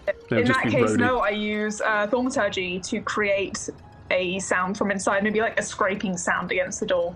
Does thaumaturgy, can you create a sound anywhere? Does thaumaturgy have a verbal component? Even if it does, I can use silent spell, because I'm a sorcerer, and expend something for that. It does have a verbal component, but... Do you want to use silent spell? I would like to, yeah. Does that cost a sorcery point? I believe it does. Yes. It does. I'll expend a sorcery point to do that. Lovely. So you create a scratching noise inside. It's like it moves more slowly now. Where's the scratching noise coming from? Below, above, or just inside? Inside. Just inside. It's moving around slowly. It's not doing that violent assault. It's more sort of moving up and down this part of the stairs. Like it recognizes that there's definitely noise coming from inside, but something is wrong. I rolled an intelligence check for it. I make me? Yeah, go for it. I rolled an intelligence check for it. I rolled an intelligence check for it to work out that something was happening. I thought you were asking me to roll an intelligence check. Smart monster. Can I make the scratch sound as if it is going down like an elevator would? Not that Lillian knows this, but Poe does. It's like a hand on a chalkboard going down the inside of the elevator shaft. That's fine. It is going to move with that sound, slowly, trying to understand what is going on. When, at the far side of this room, which you wouldn't have seen that much, there are some big bay windows leading out. And the big bay windows that lead out to the back of the house. And you can see what looks like a water feature out at the back of the house. And looking out there, you hear a faint barking, yapping noise. Oh no! And it suddenly turns and barrels, and again it's so fast, just makes its way out the doors. From outside, you hear a scream, an ear-shatteringly loud, horrific scream, cut short very, very quickly. And you can see the two Foxclaw just run through the bay windows, run out, run down the stairway, and vanish. And it's suddenly, too quickly, completely silent again. Okay. I cast message at Zaki. I'm like, what do we do? I have no idea. I'm trying to come up with something, and I'm going to still move around to the machine, but I'm being as stealthy as possible. You rolled two nat 20s. You do not need to worry about being stealthy right now. Okay, great. Yeah, but I am trying to figure out more of what this machine does, and even what I did the first time with it. Sure. As you move around it and start footling with it and start trying to work out what you've done, and Lillian, you're still hiding behind it. Rhodey, you're still a box. You can see out the bay window, and you can see this water feature. You can't see this creature anymore. You have no idea where it's gone. You can't hear the rumbling of its feet, nothing. It's almost like it's vanished. That's how silent it can be if it wants to be.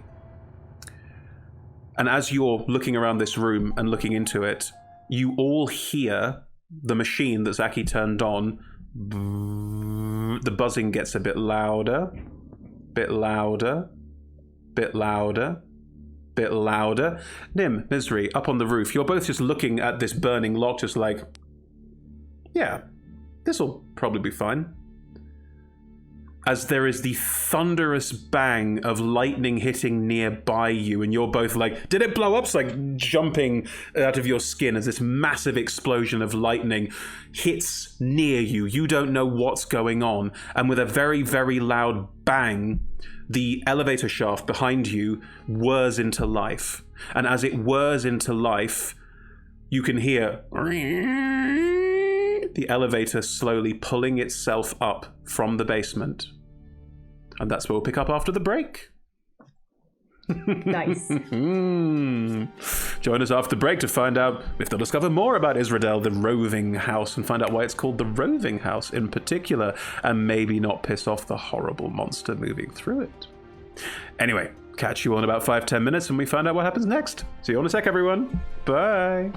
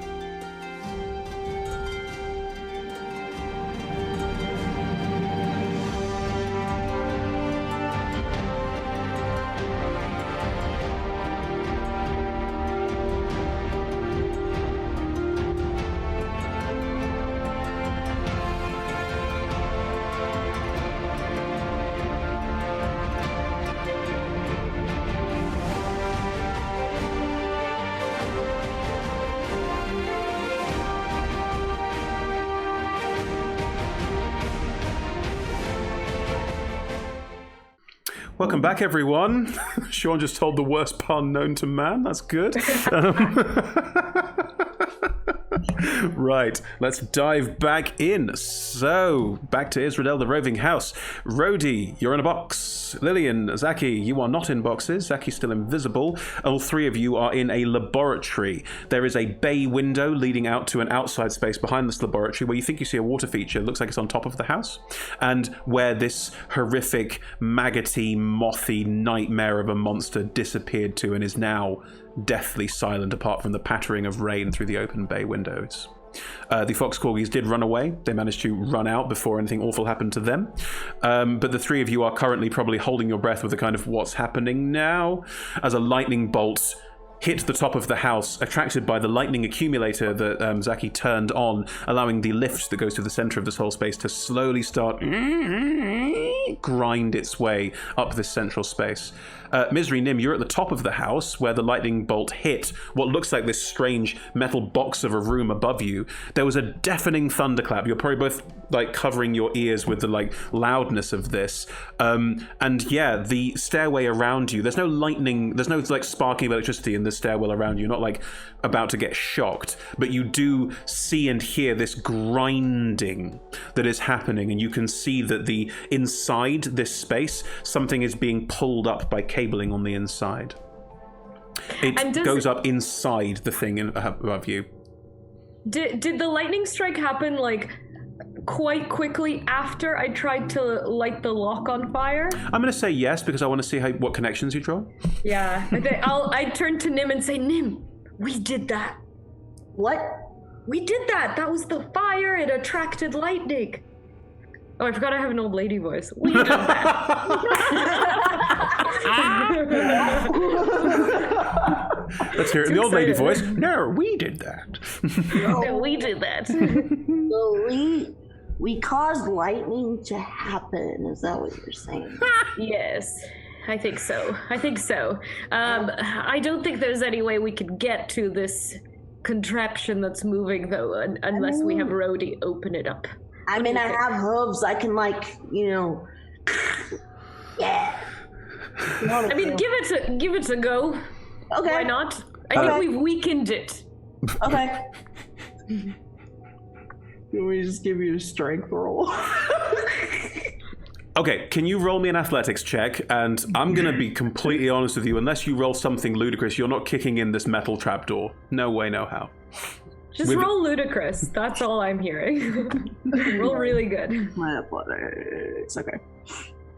Channel Renee and her nat 20s. I got a 10. No, you clong, kick off and you're kicking up. Like, it's a weird angle to be kicking at, but you try and kick up and try and kick this trapdoor. You do see that the whatever's inside this lift is probably going to go up inside this space. So instead of trying to make your way through the broken door, you could probably use the lift to get inside. Shall we go back down now that this contraption's working? Yeah, let's go. It's out of the rain as well. I think my bones are feeling it. Oh, do you need something to put on so you can stay warm or anything? No, it's but a minute. Are you sure? It's but a minute. Very robust. As you start heading back down, there are more of these concertina-style doors on the way down. Like, there's one a bit further down where there's a little platform with what looks like a telescope on it, and there's one further down at the point that you saw where this other room off to one side that's almost out in the open is, and then there's probably one further down in the first lab you were in, but you'd have to go a long way down to check that. In the meantime, Rhodey, Lillian, Zaki, the lightning bolt has hit, and the elevator has started moving and making this grinding noise. You hear no sound from the outside. Nothing at all.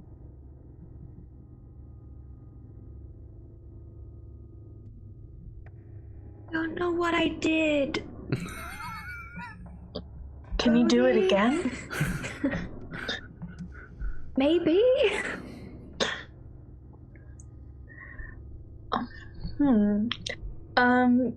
It says this thing controls the weather, I think. Is that why it's been so rainy?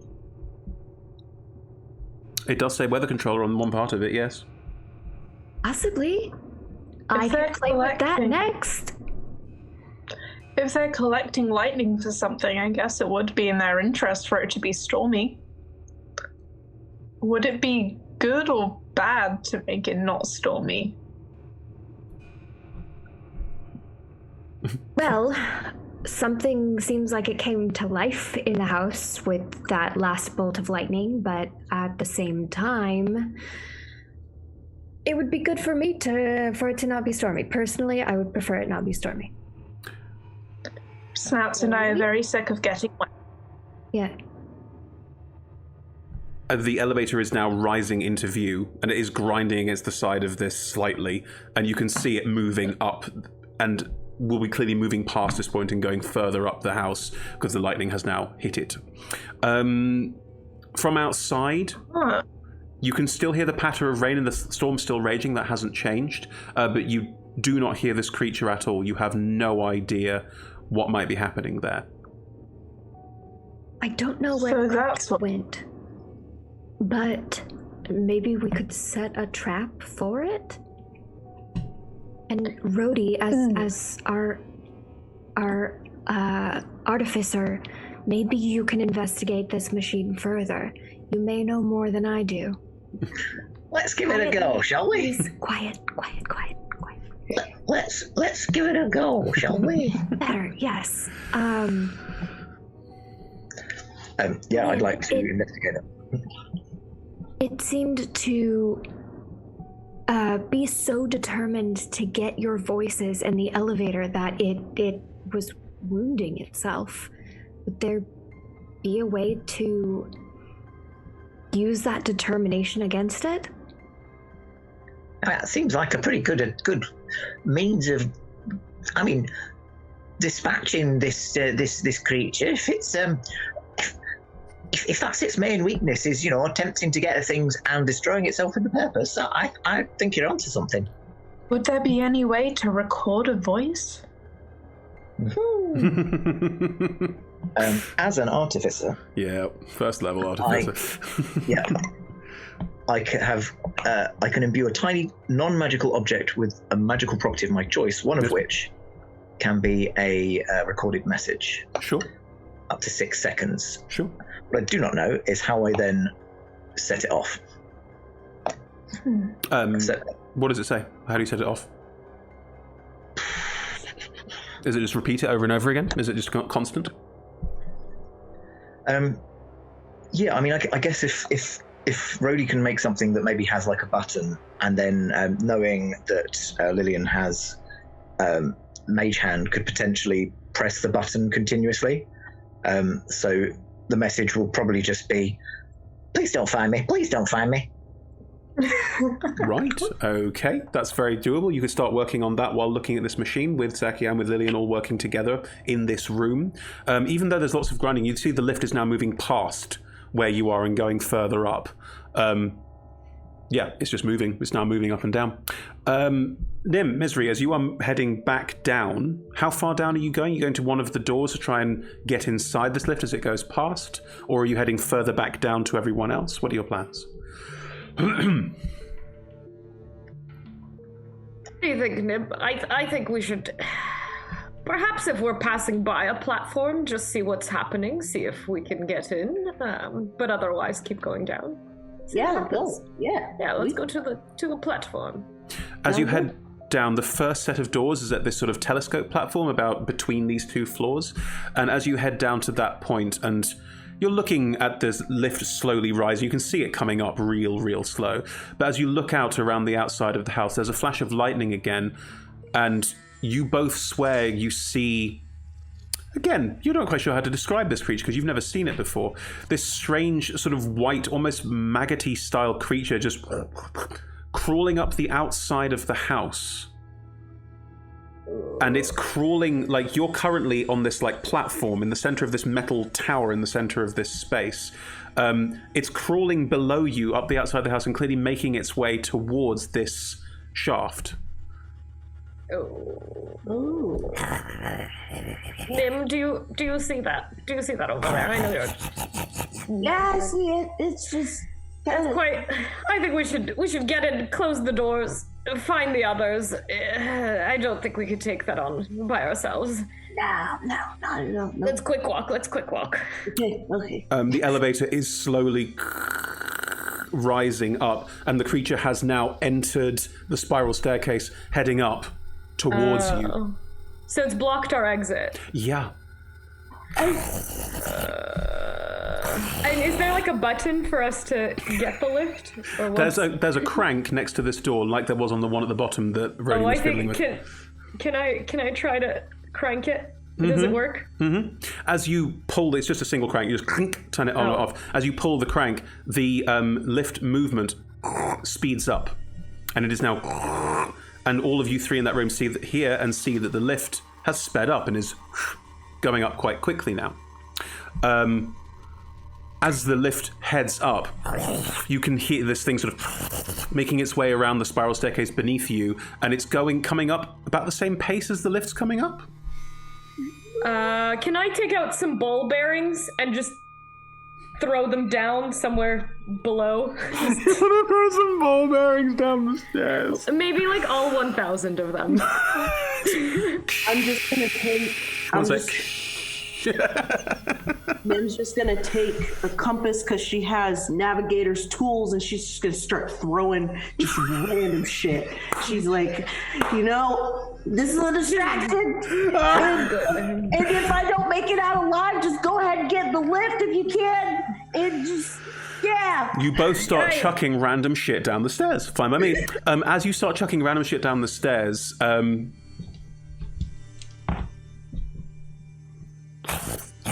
suddenly it speeds up. Something has attracted its attention because it's mostly sound based and can't hear much in the storm. But it suddenly starts moving up the stairs, and suddenly you see a flash as it like spirals up the stairs so fast, so horribly fast, right towards your position. But as it gets towards the top bit, it like suddenly sort of slows down a little, and its feet don't quite grab purchase on the sides. It's grabbing hold of the sides of the stairs, of the spiral staircase, desperately trying to hang on, and you can just see it. It's like 15 feet away from you and just around the corner, and its eyes glaring at both of you as it's right there moving towards you. So the ball bearings worked, sort of? Well, like sort a of. little? A little. The lift door opens with a cheery ding. Okay. Nim, get in. Throw your ball bearings out as we're closing the doors. Do you have any? No, I don't. Oh. Okay, well, let's just... You both leap... Is there a closed door button? You both leap inside, and there's another handle, the same as it was before. Crank it. As you both leap inside and crank it, you both roll me dexterity saving throws?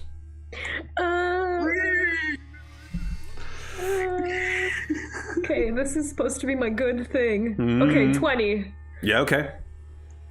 Unnatural 20. Yeah. Okay, 14. That's not bad. You both leap in, and as the doors shut, just suddenly there's hands either side of this door, and its face is trying to push its way into the door, and you're both like, like this lift is maybe 10 foot across. Like, you're just there going, oh god, as it's right there, just desperately, these like 1, 2, 3, 4, 5 hands just grabbing the inside, just trying to pull the lift door open. But the door slams shut and the fingers get pulled out, a couple of sort of weird black frondy parts of the finger, and you're just in this lift door, and now it's just banging on the outside of the lift door horribly, trying to get in desperately. Inside here, that crank that you pulled is still there. You also, there's a slider on a pipe. There's a strange sort of slider built into the side of a pipe that appears to sort of be like almost like a ring nut that you tighten at various points. A slider that you tighten at various points. Yeah. Does it like correspond to floors? Does it look like that? There's 1, 2, 3, 4 written alongside of it. All right, let's take it to the top. Let's go all the way. Okay. You unscrew we're it. gonna get into that room. You unscrew it and slide it all the way up to 4, and as you do, the lift starts moving upwards, and there's this sort of like horrible, it sort of moves around the stairwell, staying with you. Its glowing eyes just staying on you, moving too fast, but like very quick and then stop kind of movement, watching you as you continue up. And there's a sort of a low, like a weird sort of high-pitched squealing, yelping sort of thing coming from it, and it is unnerving. But it is slowly making its way up as you go up. As you get to the top, it starts bashing against the trapdoor, realizing that it can't get through to you, and just, again, being very frustrated and upset and in a very, very bad way. As you get up inside the space, back down in the laboratory, Lillian, Rhodey, Zaki, the lift, you was there, and suddenly it sped up and disappeared. You were all still working on the things you were working on. Rhodey, you were going to build a small box that would let it say your voice saying, what was it again? Please don't find me. Please don't find me. Good to know. So that you've made that now because you're an artificer, you're welcome to make that. In the meantime, are all three of you examining the machine? The machine? I think specifically Rhodey was asked to take a look. So so yeah, when he finishes his box. Okay. Looking at the machine and looking at it carefully, where it says weather controller, it's inoperable. It looks like it's been broken, and something about it looks like it's jammed, like there's parts of it that don't seem to twist and move. There is a note in Elvish that's sort of like a post-it note just attached on top of it that says something in Elvish across the top. Who speaks Elvish here? Lillian speaks Elvish. Zaki, do you speak Elvish? I speak Elvish. No. I don't. Lillian, you can read it. What it says, and I'm quoting, is... the weather controller has been disabled and moved to the basement due to Dr. Tycho's machinations. Machinations is in quotation marks. Signed Dr. Ammonlaith. I repeat this back to them. Say, well, I guess we should go to the basement, which would mean going down the stairs, where the big grubby maggoty thing is. We think. I'm guessing we didn't see it. Like it didn't kind of. No. It is Round the outside. No. Went round the outside. Round the outside. Round the outside. Yeah. Remember, it reacts to sight and noise. It did see us through the window earlier, me and Lillian, but it seemed to really be intrigued by the noises. We have to be quiet. Rhodey, I know that is so hard, and I understand that.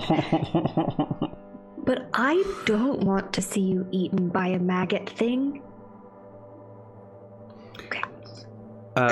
While Rhodey and Lillian were playing with the machine and trying to work out what was going on, Zaki, were you looking around the rest of the room, perchance? Yes, that I'm trying to find things, ideally, that could injure this thing without us having to get close to it. Something good for our trap. As you move around this space, there is a single writing desk and two large cabinets either side of it that look a bit like wardrobes. If you open those cabinets, they both contain what look like big, bulky armor suits. They look like they're made of some kind of shark skin, shellfish combination. There's a strange, almost translucence to them in places. The head in particular is a full helm, but the front of it looks like it's translucent. Looking at there's a sort of strange organicness to it, like it's been taken off a creature or something like that. On the wall next to it are potions for breathing underwater, potions of cold immunity, and two what look like harpoon guns, and they are, as you look at them, they look like there's some kind of stuffing in the top of them that, if you take a brief smell of them, smells slightly magical and slightly oily. I would like to make an Arcana check on that bear harpoon gun, please. Please do. I'll take those out primarily being gentle with them, but those seem like the most helpful bets for taking this on. They're very large. Like, one of you could wield one and hold one, but it's single shots, one harpoon, just... Right. That's a 19. They're definitely explosive, and something about them looks like they've been made to work in a way that you don't fully understand. Like, something about the machinery behind the way that they work looks like they've been made to fire... I mean, you're probably not used to underwater expeditions of any kind, but these are specialists made for underwater firing. What do you think, Snouts? Probably good to have with us, right? I mean, yeah, it looks pretty explosive and dangerous, and that thing looked pretty nasty, so easy come, easy go. I would like to take one of them with me, please. I mean, it's quite big, like it's sort of hefty, you'd be carrying it. Yeah. Oh. Yeah, my goal is to take to pull both harpoon guns out and like lay them on the floor. That's fine. And then this is kind of like our trap one. We have the voice box, and then we have two harpoon guns. Absolutely. But I want something that will like keep it stationary, ideally. Like, is obviously it will be focused, and I'll convey this plan to the others as well, but it will be very focused on that box. So if it's like going at a door or something, that's ideal. But even then, if it could be like if there were a way to like close in behind it, or for it to damage itself there, so that it were a more stationary target and easier to hit with these large guns.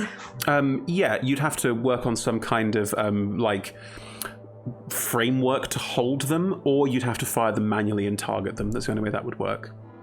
Do you want to look on the desk?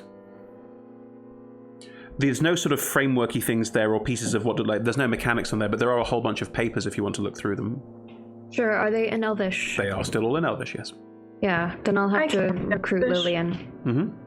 Lillian, on the writing desk, there is a formal document written by Isrodel dun Istha detailing the issue of coordinate specificity and the difficulty of precisely delivering a distal sojourn to a specific point. A brief explanation of the use of energies from both the lightning and ley line accumulators to generate enough power to send an object over several billion miles. Mathematics that show the amount of energy required to sojourn an object for a specific distance and specific time. Notes that objects that are sojourned always return, though the author hypothesizes that keeping an object permanently in a sojourned position requires using some kind of reaction mass to extend the longevity of the sojourn. Most of that makes no sense to you whatsoever. Zaki, Brody, Yes. these papers are very boring. So I'm so sorry. If there's nothing helpful, we can leave them there. I am. About like power and lightning and stuff. That doesn't sound boring at all. Can I have a rifle?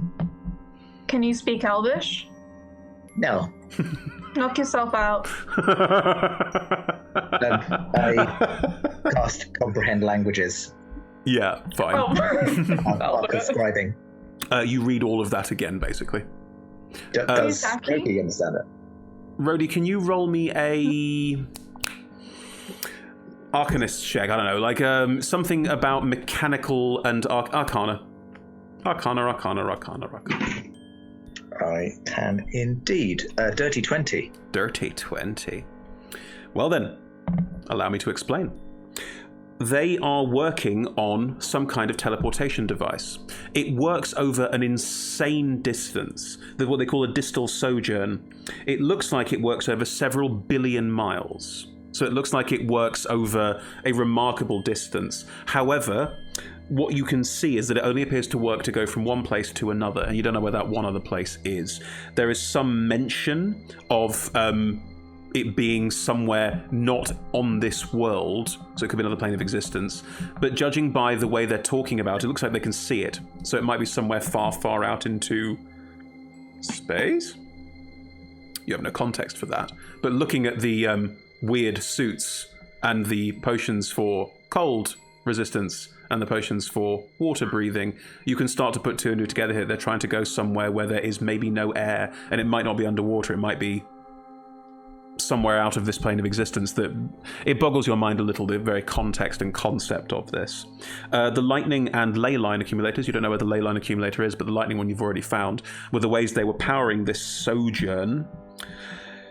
You don't know where the sojourn originates from, presumably somewhere else in the building. What you do note is that sojourned objects return after a certain amount of time. In other words, they don't stick around forever. Notice that objects that are sojourned always return, and there's a mention of the reaction mass. You're not quite sure what that means or how that functions, but from this bit of paper alone, you can start to piece together a little bit about what they were doing. I imagine Rhodey's kind of muttering under his breath, and so if the other two would be listening in, then they would be able to hear.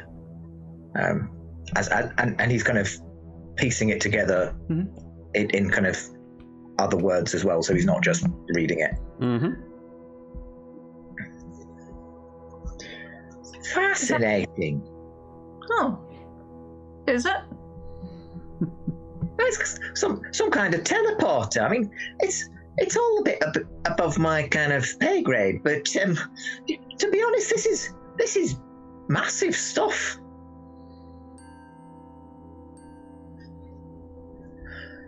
Okay. Rhodey's nerd excitement is so good, but Zaki is also just kind of wandering around the room as he is reading, and when she hasn't found anything, she kind of wanders back over to them right at the end of this little exchange. No problem. Zaki, Yes. I was just thinking, when the one grub thing comes in here and sees that there are no voices and that it is just a thing that we have recorded a voice on, it's probably going to be very upset. But I think it would be a bit less upset if it was blind. Oh. Can I go sit in the corner for 10 minutes so that I can cast blindness later? Yes, I can. Okay. I go sit in the corner for 10 minutes and meditate. And I Short use rest is an psionic hour. discovery. Oh. I use Yeah, psionic okay. discovery so that I can, I roll the d6, and then I know blindness for that amount of hours. That's Which is a disturbing. second Okay. level spell. Go for Yeah. it. Okay, so 10 minutes in Yeah. that room while you all go through these notes. That is fine. Yeah, I imagine Snouts are just teaching me blindness. I guess this is how this works. So basically, you look at page 284 of your player's handbook. Yeah. It's written right there. And then you do the things it says on your character sheet, then you can do it. No problem, Lillian, you're fine. Thank you, Snouts. You're the best. Anytime. Zaki is going over with Rhodey how important it is to get down the basement. Very important. Well, I would imagine that the easiest way would be to try and call back that thing. Did you see it rising? It elevated itself like some sort of lift. Yes, like it levitated or something, but with machinery. My concern is that it is very loud. So yes, we can use it, but do we need to trap the creature here before we go to the basement, or try and set the trap once we're there? Oh. I'll be honest, this is not my area of expertise. When do you reckon that, Nim and Misery are going to get back? I have no idea where they went. Probably having fun somewhere else. Knowing them, probably. But they were very sneaky about getting away, and I called out to them when we first got to this floor and have heard nothing. So I think it's best to assume that we are on our own for this trap. And if they find their way here, we will welcome them into the plan. Okay, then. All right. Let me see what I can do. Can you help me create props for these harpoons so that we can steady them as we fire? Yeah, I think that'll be elementary, eh? No Could probably problem. make some sort of swivel. Oh, perfect. I mean, you'd have to bastardize some of the equipment in this room to make them, but you could make a sort of bastardized harpoon cannon. I'd allow. Why not? Cool. As you are working on that, Misery, Nim, your elevator has pulled into this strange building on top of this tower, this strange piece right at the top. And as you make your way up there, you can see a very, very peculiar setup at the top here. There is a large, irregularly shaped room space. Completely, as I said, what looks like it's sort of interwoven with all of these pieces, and there's no windows, no way to look out, nothing like that whatsoever. It's entirely impervious. The center of the room where your lift has come up has sort of appeared in the center of this space, and just off to one side of it, there's a strange magical glyph in the floor. It is covered in dead bodies. Elves, halflings, about 20. And these bodies are not contiguous. Lots and lots of pieces. Oh dear. Any of them look fresh? Any No, of our they look- friends? No, they look months old. They look months and months old. Some of them look weirdly decayed. Like, roll me a medicine check, so you're both getting into this space and looking at it. Yeah. 3. Nah, it's just dead 17. bodies. Nim, some of these bodies look like they've decayed faster than they should do. And looking at them, it looks like they've almost withered. And there's this huge control panel across one wall, and you can see that parts of it appear to be grown over with what looks like sort of bits of flesh that have all fused together into this sort of amorphous mass that have grown over a good third of this space. Yeah. Does it look like these new bits of flesh? Does it look like the weird maggot monster we saw a little bit? No, they don't look Okay. anything like that. If anything, they look like some kind of strange organic battery.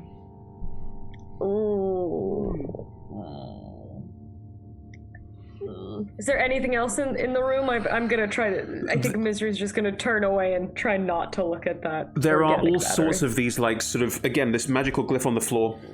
There's machinery around the glyph that is clearly, like, there to charge it and power it. You can see that this control panel, you can access bits of it, but most of it is covered, and most of it, about a third of it, is covered with a strange mass that looks unpleasant. There is also a constant banging from the trapdoor in the floor where the stairs come up to, as this creature is desperately trying to get through to you. The banging is loud, obnoxious, and continuous. Does it look like the door's moving at all? Because I Yes. think Misery would think like, oh, it is. Yep. Like, Do I recognize what the glyph is that's in? Roll me an Arcana check. Okay.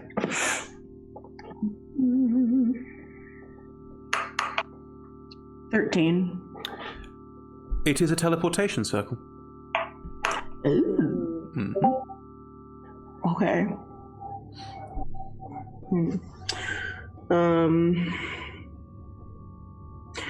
So I look at Misery. Do you think there's anything to like put over the door just in case it, tries to get in and things like that? well, I mean, we could put bodies over it. yes, I was thinking that as well. I think that's the heaviest thing we have at our disposal, unfortunately. Wow. Great. Well, should we push rather than lift? I mean, we can like drag them over. Yeah, let's do that. You pull and I'll push from the other end.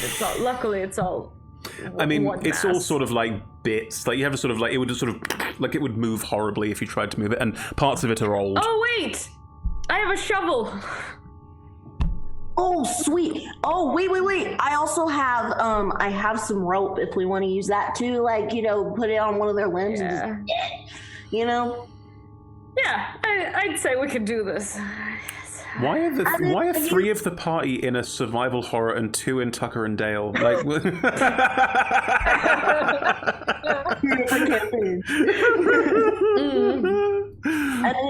if you're kind of squeamish, looking at these bodies, I can take care of it. No, not at all. Okay. But I think let's shovel this over. I don't know how much it'll help, so it might be a good idea for us to I don't know, move away, but it's so fast.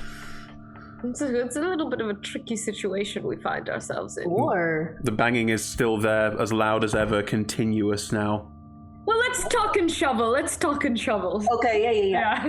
Or what we could do is we could just throw one of the bodies down there to distract the thing, Well, the thing is, it's locked, so I don't think we can't get it out. I say, how about this? We take a little chunk with us in this machine we came through. Right. And then when the doors open, we throw the chunk just away from us, down or up the down the staircase, probably. Hold on, my shovel's stuck in the Use your foot. Right. Yeah. Nim, Good technique. Nim, you rolled a high enough medicine check, so I'll give you this. These bodies have not been eaten. It's not like after them. It doesn't want bodies. Or if it does want bodies, you don't know what it wants them for. You have no context for why these bodies are here in this way. Okay. Well, it didn't seem to be able to get in when we were in the machine. So perhaps we tried to ride it to different floors, and maybe as it bashes against it, it'll kill itself. Just ride it for an hour or two up and down. There is suddenly extremely loud banging from beneath the elevator. Oh dear. It's moved around to a door and forced its way in and is now bashing on the bottom of the elevator. So we should probably get into the elevator and just keep moving, yeah? Yeah, let's give it a go. Okay. I don't see a better way out of here, really. Right. Oh dear. He's gonna write it down as he pushes to the bottom. Misery takes out a handkerchief and gently dabs the sweat on her forehead, and it's like, all right. Okay. I feel good about this, Nim. Let's do it. Okay. So the trapdoor's covered in body parts. Yeah. Okay. You get back into the lift, and the bottom of the lift just boom, boom, boom, boom. There's constant banging on the bottom, but I'm guessing you two are fine with that. No fear. Yeah, it's okay. Cool. Where are you taking the elevator down to? Where are you going down to the very bottom. Okay. What can we do? Because the thing is, it would open... if we open the door on any floor, I'd worry that it would get in. So I think the natural choice would be ride it until it dies or loses interest. Hey, ride till die. Ride till die. If you want, we can put the elevator in kind of like turbo mode and just smash it. I think that sounds like a good idea, Nim. Let's do it. Okay, cool. Yes, turbo mode. Cool. You both get into the elevator. There is no button marked turbo mode. That's a shame. Such a shame for the plan. Well, let's put it to the very bottom. Unscrewing thing. The elevator just slowly starts moving down, and it's still banging, but there's the banging slows, and there's it's still banging, but there's a weird, you can't see the outside. The creature's sort of hanging off the bottom, banging, and then suddenly still banging as the elevator goes down. Zaki, Lillian, Rhodey, 10 minutes have passed, Lillian. You have the ability to cast blindness deafness. But Zaki, Lillian, and Rhodey are all, you can hear the elevator coming back down. Oh, it's moving. Rhodey, the thing is moving. Well, it might be Nim and, it might be Misery and Nim, Yeah, it could be, but it could also be a thing. All we know. I don't think it really looked clever enough to use one of those contraptions. I mean, we weren't clever enough to use that contraption. Okay, but what if the thing is drawn back to the sound? I'd like to hide somewhere and prepare blindness. Okay. I'm still invisible, but I do want to get our harpoon guns set and ready to go. Okay. You've been invisible this whole time. Yeah. Yes. Rhodey, it lasts an hour. It lasts an hour, and an hour's not passed. Rhodey, how have you set these harpoon guns up? Talk me through what you've done. I mean, I'm imagining that, this room's got all this kind of scientific detritus, so we'd look for telescopes and anything with any kind of rotating cuff. Sure. And would, take the legs off, screw it down on top of a desk. Okay. And mount a harpoon gun on it. So does it point at where the lift doors are? Does it point at, where does it point at? I believe that they expect it to be coming from that direction. So pointing that way, but, hopefully would rotate enough if we did have to swing round. And it's modular, so you can take one harpoon gun off and put another one on, or it's got both on there and 2 shots. Oh, that sounds cool. Double barrel. Double-barreled, and you're on it. Great, double-barreled and you're on it. So, Lillian, you're in a corner preparing blindness deafness. Rhodey, you're on the harpoon gun, ready to go. Zaki, what are you doing?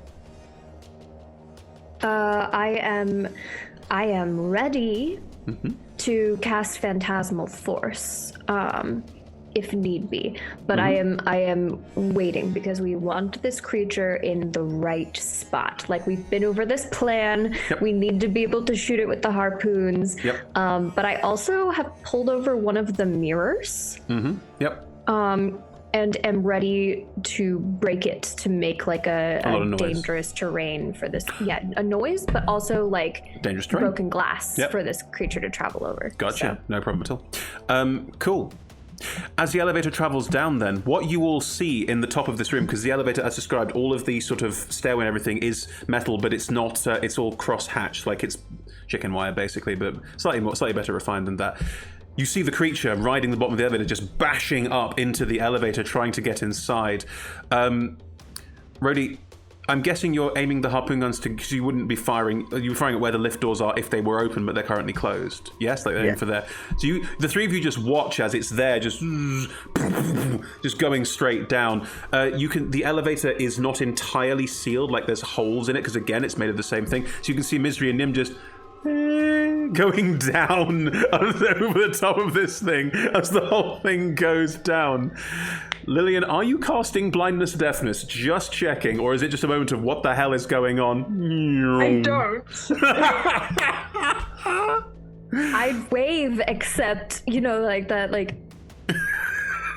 except they wouldn't be able to see me. Yeah, okay. This elevator doesn't have music, does it? I know it doesn't. I just wish it did. I'm going to say, just because it's really good, the elevator has the Benny Hill theme. As they go down, can Rhodey just cast message to either Misery or to Nim? Sure. What? Where you going? We're on floor 2. Where you been? Haven't been counting my words. I'm just going to talk until it cuts up. Cute. Misery or Nim? Who'd you aim that for?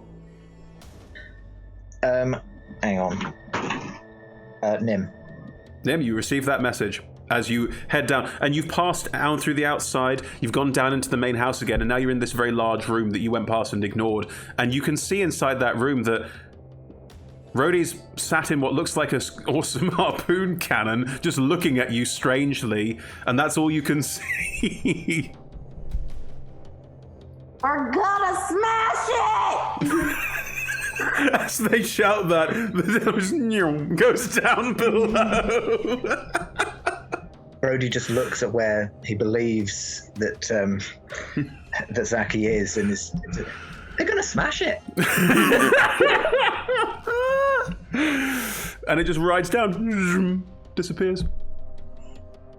Nim, Misery, you're still going down. You keep going down, and then as the elevator gets to the ground floor and gets to the point where it's going to go below the ground floor, you hear a high-pitched screech.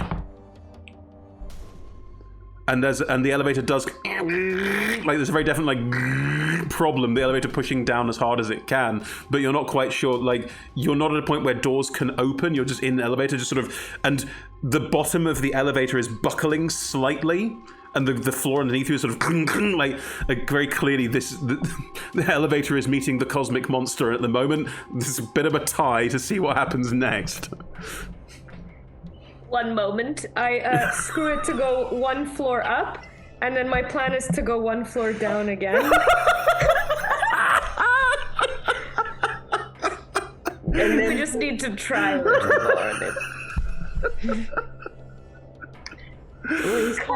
Back up to the laboratory. What's happening? Do you go up one two? floor? Gotta keep smashing it. going. Can I try it? Can I try it like a couple times? Oh, of course. The lift just goes up and down. Have we defeated the monster? A few times, Rhodey, Lady, and Jackie, you're looking at it, and so the lift sort of pops up occasionally, sort of, yeah, we are. It's going up and down occasionally. Do we see enough to know if the creature is damaged on the bottom of the lift? You have no idea because you're on the second floor. You can't see below it. Right, we don't see it come on. Yeah, okay. Misery, Nim, you finally screwed down and it goes down and the banging stops. The lift doesn't go all the way down. It just stops. Should we go back to the floor where our friends were and get out there just in case it's in case it's pretending with us like possums? You know that you can never trust. If it were half a possum, that makes it could be. It could be Nim. It's a good point. Yeah, never trusted. Never trusted. Okay. So there was one time that I had a run-in with Possum, and he tried to square up on me, and I had to kick his little ass into the the forest. Are you having this conversation while your lift goes up to the second floor and you step out and he's with all your friends? Thank goodness we're not dealing with that now, Nim. Thank goodness. Yeah, I know. Gives you perspective. The possums. I can't. I have trust issues with possums. You know, That's rightly so. Rightly so. Yeah, it's right here. Yes. Wow. Is this what they say as they're walking out of the elevator on floor 2? Yep. Right. Apparently. Welcome to the party. Oh. Still holding 2 swords, just in case. Just. I'm holding my broken one. What's with the heart? There's so many harpoons. What's going on? Where's Zaki? Oh, there's a giant worm in the building.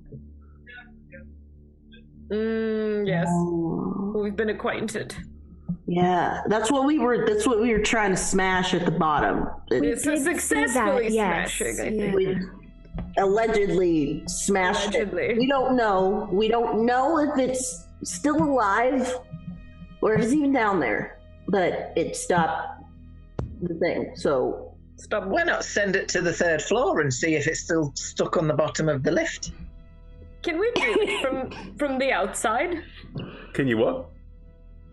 Can we send the lift higher up from the outside? You'd have to get in, and you could probably get in and make it go, and then get out, so it's going without people in. That'd be fine. Yeah, I'll go ahead and go in, and then you guys can just yell up to me and see if it's at the bottom. How about that? All right, everyone ready? Just in case. All right, I'll go behind the harpoon then. I think. I don't think I have a role to play here. I'm going up. You have heard Zaki's voice several times, but have not seen her. So I'm just gonna move it up 1 floor. Okay, so you get inside. You have to call it to this floor. You call it to this floor. You get inside. The floor of it is a bulbous mass of metal now, like very clearly, like something underneath it was bashed. But as you get inside and twist, as it moves up, and you've got the harpoons ready, you're ready to go. As it moves up, there's nothing underneath it. Is there anything underneath? No. Damn it! So I'm just gonna move it back down to the same floor and get off. You don't hear any rumblings. You don't know what's going on. You hear nothing from. Oh wait, if it's up, I do want to go like peer down the shaft right before it comes back down, because I'm still invisible. So totally fine. Even if it were coming, it shouldn't be able to see me. You look down the shaft to the base of this. There is a basement. There is a basement floor, and there is a door on the basement floor. The door at the basement floor is open, and there is nothing there. Okay.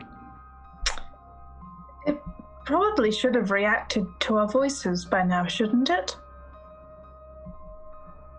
I have heard it pretty badly, so I don't know.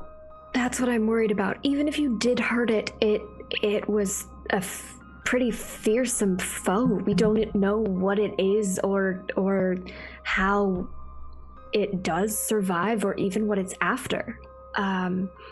We have a trap here, but we would need to lure it back. Sorry? Misery and I have a speculation that it could be some sort of a possum-like creature. Yes, too right. That's what we have. I understand the context of possums now. Yes. Right. So if that's true and it's pretending to be dead, we would need to wait long enough to lure it to our trap and hopefully really kill it. But even if we hit it with the harpoons, it'd make it much more difficult for it to move.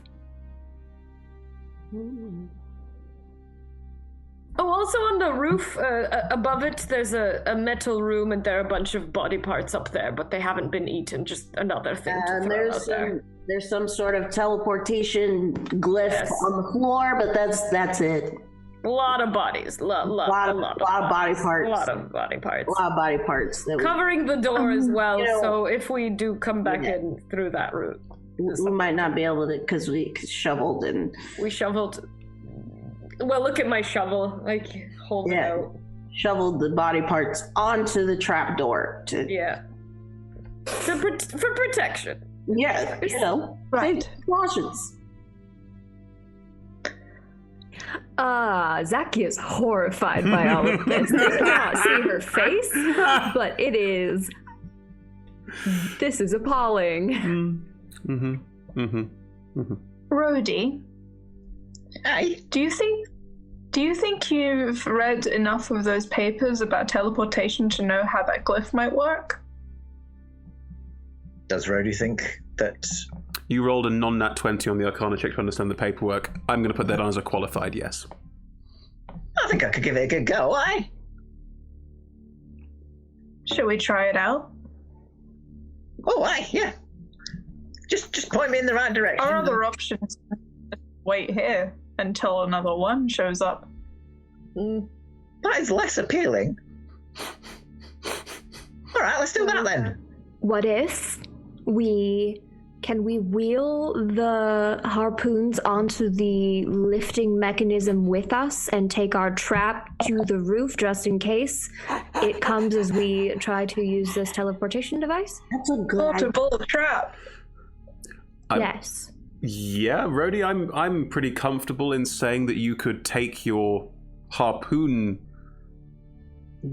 thing and put it in the lift. It probably couldn't be straight in the lift and ready to fire out of a door, but you could place it inside and then take it up and place it somewhere else. That'd be fine. I'd allow that. Yeah. Back on the lift. I give there are more mirrors, right? Yes, there were 6 mirrors in this room. Though 4 of them, looking at them, are cracked.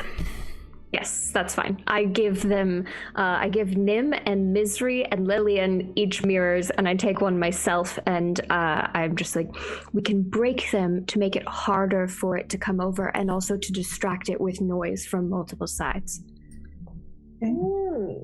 That's very clever. Just hang on to it, we'll reset everything upstairs. Yes, let's do it. Also, before we leave, did anyone take the bottles of water breathing, etc.? No.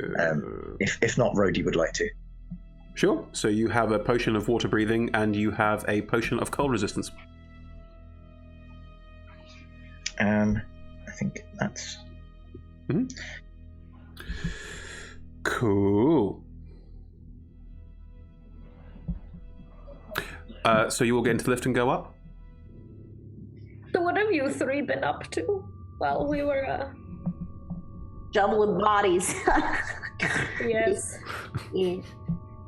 We're still trying not to die. I put Rhodey inside a box. Oh, good. Oh, that was you! Oh, I made lightning. We Oh, did I too. thought... Yeah, we made lightning as well. That's great. Wow. That's such a weird coincidence. I travel with such talented people. It's lovely. Never a dull moment with you lot. The lift does move up. The floor is complete mess. There's some holes in it, complete mess, but not enough to fall through. As you move up, you do move outside the house again and up towards this strange metal room again. And as you're moving up towards it, everyone roll me a perception check. Ooh. 16. Mm-hmm. 3. Yeah, you're 7. busy with your harpoons. 7. You're busy with your mirror. Yeah. Staring. 5. Yeah, you're busy with your mirrors and everything else. Lillian, as you're looking down, you swear you see a flash of movement from below as the lift moves up. Briefly. I think we might have just missed it. Oh, good. Missing it is all right with me. I just hope we don't find it until we're ready to find it. Or for it to find us, more specifically. The lift does get back up to the metal room at the top, and as described, Rhodey, Lillian, Zaki, you can see this metal room now as well. And yeah, it's pretty horrific, as described.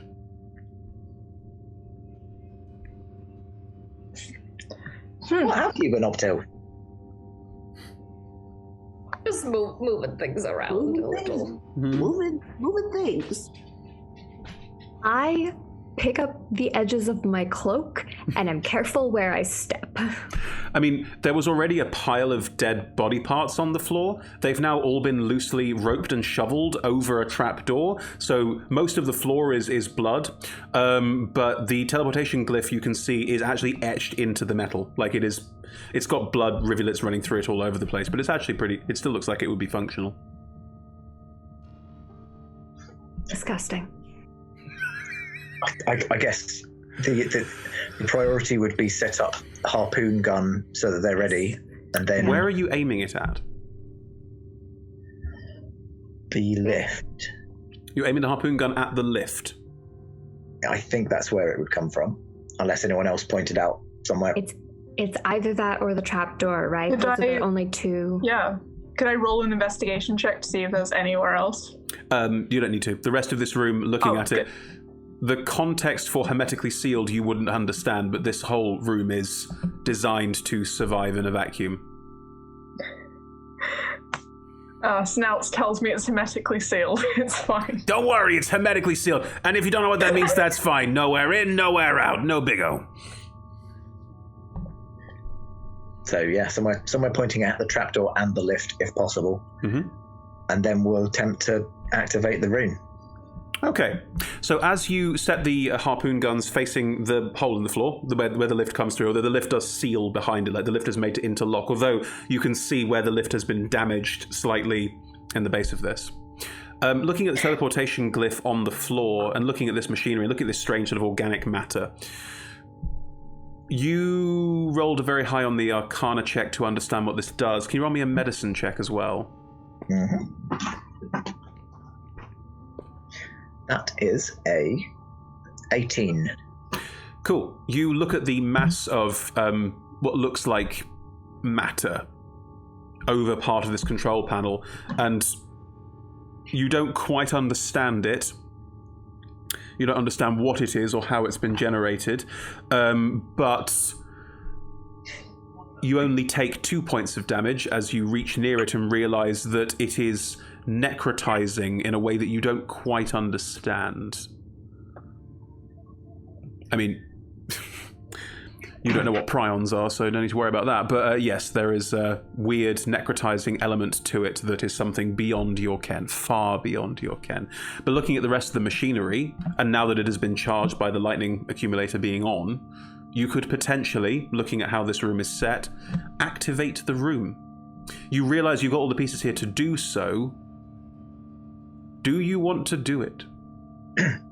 It's really covered in body parts. It's really covered in body parts. Before doing anything, Rhodey will kind of take the potions out. How many potions of each did he grab? There's only 2 of each. 2 of each, and you didn't grab any of the sort of strange bulbous gear either. Something's giving me pause here. And it's not your cat. She's not my cat. She's down there. Something's telling me that whatever this teleports to is not pleasant for those involved in said teleportation. What do you think? You think they were teleported and that's what happened to them? Maybe all the parts of them didn't make it both ways. The medicine Let's check. teleport the worm. The medicine check that was rolled earlier, Nim, that was yours. There are no parts missing from these bodies. They're just in pieces. Yeah, nothing is necessarily eating them. They're just in parts, mostly. So. Misery just said, let's teleport the worm. Let's do it. Let's do that. We could teleport the worm, but that would mean we have to have a way out, and we got it in here, right? We get it in through the trap door, the door, we get out through the elevator. So should we shovel the body parts off of the... I suppose we'd have to, wouldn't we? But now we'll have no part in this. Many hands make light work, so very good. Zaki, since you can be invisible, perhaps you can control the panel that does the teleporting. And we'll do the body shoveling. Rhodey was likely most familiar with how it works, but I can keep an eye and be prepared with our trap while you shovel viscera. Do I get an impression for how quick the process of activating to teleporting would be? Well, it's even stranger than that, looking at the control panel. It's called a distal sojourn. You're aware of this because you read it in the notes below. You're also aware that the effect is not permanent. You're also aware that this panel is on. It's not in the off position, it's in the on position.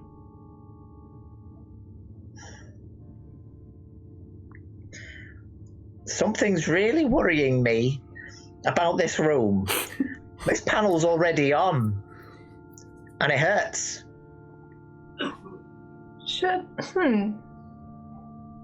Let's turn it off.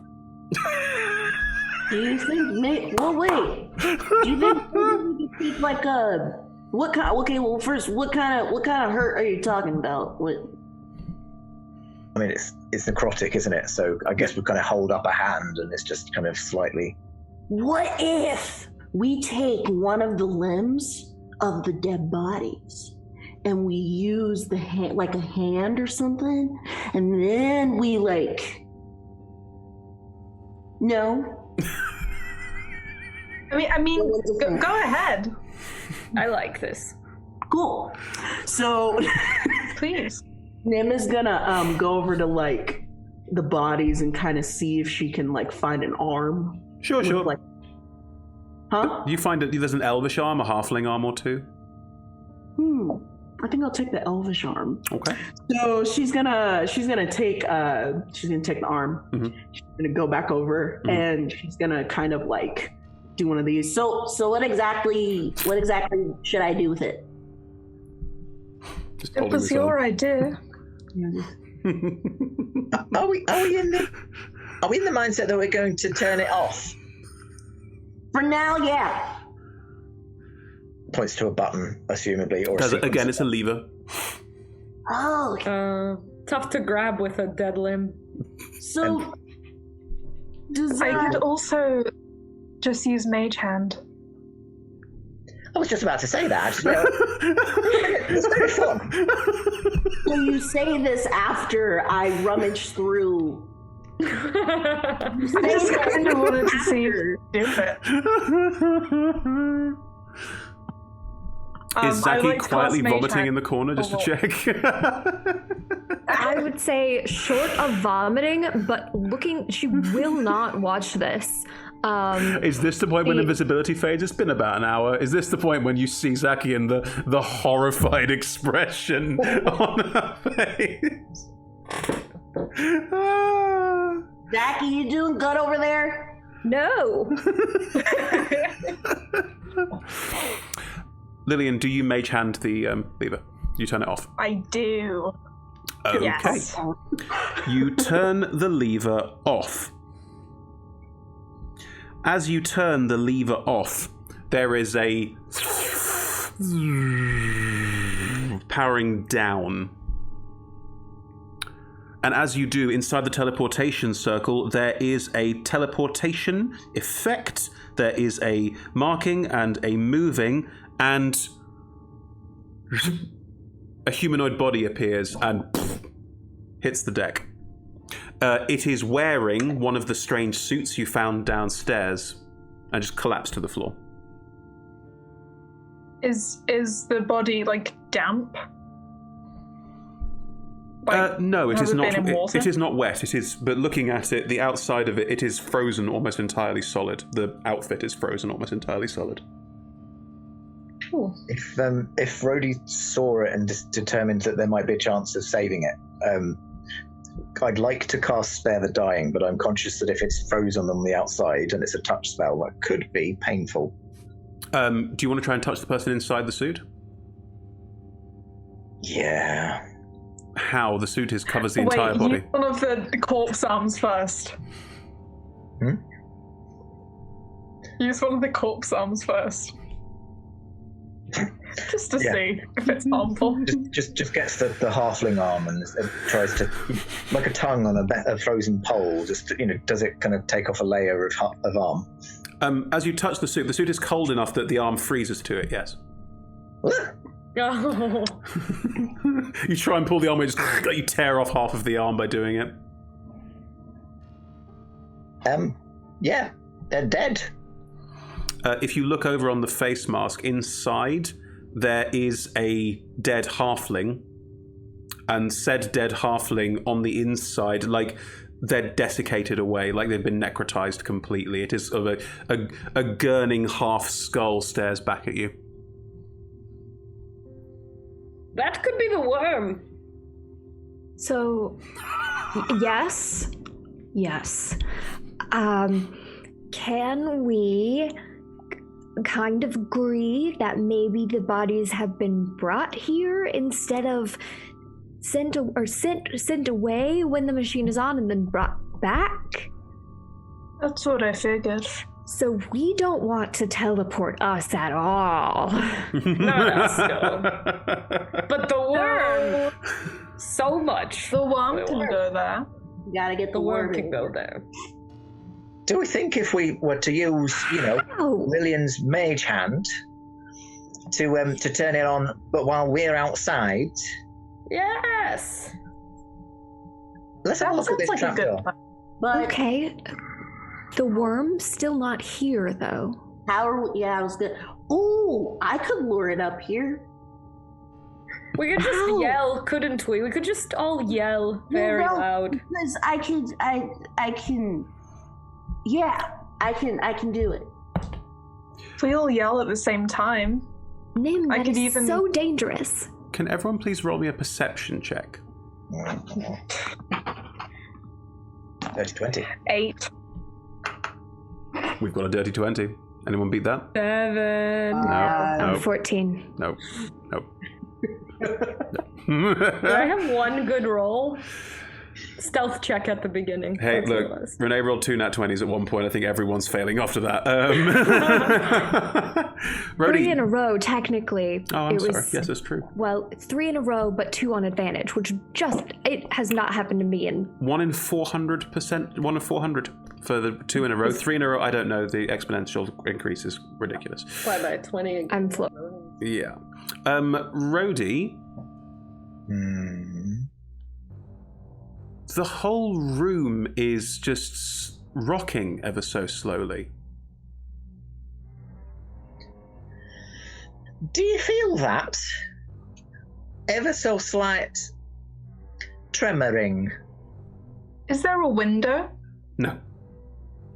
Okay. Rhodey, with my age, everything is ever so slightly tremoring, so... Yeah, I don't feel anything. The rocking is now, as Rhodey mentioned it, you all start to feel it. It's more pronounced, like the whole elevator shaft is just... Oh, I feel it. There it is. I think getting the worm in here is a delightful plan, and I don't want to wait that long. It's starting to get even more pronounced. The whole thing, like you're now like, use, whoa, like moving from side to side in this room. Mythology Yeah. to make my voice boom up to 3 times as loud. Yep. And I'd like to say, "We're in here, you gross, weird thing." As you shout, "We're in here, you gross weird thing," the rocking continues and starts getting more pronounced. I'm going to the lift. Into the lift, I think. Mm-hmm. Into the lift. Mm-hmm. Into the lift. Hurry. Do you walk into the lift, and what floor are you going down to? Basement? Oh, basement. We haven't been to the basement yet. You get in, and the lift starts going down. As it goes down, you can see, because you can see out, again, the lift is not perfectly, like, you can see out from the lift, it's like a cage. The worm is at the top of where the tower is, just a tower going up outside the building, and it's just rocking the outside of it. And you can feel the whole thing is now moving quite heavily as it just, and you can see parts of the lift are snapping and breaking away as it just rocks and pushes, trying to shake you out of it. As the lift comes down, it stops doing that and again crawls inside and bashes into it. And then realizes it's not going to work and starts rocking it again. But as you disappear inside the house, it stops and starts running around the outside again, just following you all around, just following you all the way around, all the way down. As you get down to the basement, the stairs go down to the basement. It's just there the whole time. Wherever you are, it is there. Well, got my short swords out. It can't get in. It's desperately trying to get in, but it can't find a way to break into the lift. And it's going to start bashing into the outside of the doors, into anything to try and break in. And you do see bits of the metal are starting to break and tear away. Its onslaught is having some effect. But currently you are just in the lift watching it desperately trying to get to you. But we can't adjust the harpoon in here to Can't angle aim at it in it here. either. Nope, can't aim it in here. And you left them up the top as well. Do we get the impression that if we were to combine some minor illusioning, that we could convince the thing that we were still downstairs while we're actually going back up? No idea. You have to try it. Okay. I create a minor illusion copy myself. As you go up, do you leave it below? Yeah. Yeah. Cool. And Rhodey does the same. Okay. As you both leave minor illusions of yourselves inside the lift, as the lift moves up and you both stay there, just the same versions, the moment that it gets inside the lift shaft through the open doors that are the basement doors are always open, and just starts it doesn't even bite. It just sort of passes through the two minor illusions, and it's all five of its hands just pass through them as if it's trying to sort of flens something. Like, it's clear it doesn't eat things, it just tears them asunder. It passes through both of you. Can I still see it? It's beneath you, so you can just see through some of the holes in the floor that it's doing this, yes. I cast blindness. Okay, what's the saving throw? That is a con save. It's a con save, interesting. The con save.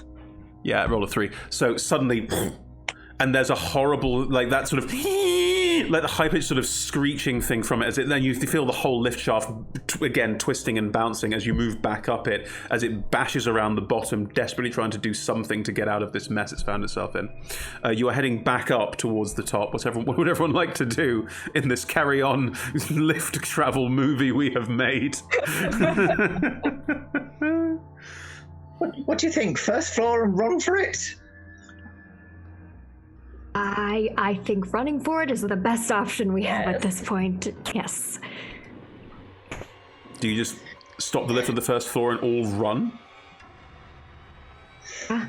For the door. Bravely ran away, they bravely ran away. No problem. As you get to the first floor, the doors open and you just run. And as you run, you can hear it behind you thrashing around the house. But at this point, it is thrashing around wildly, but doesn't so far seem to have done that much. As its high-pitched whining screeches echo out, though, you do see something rather disturbing.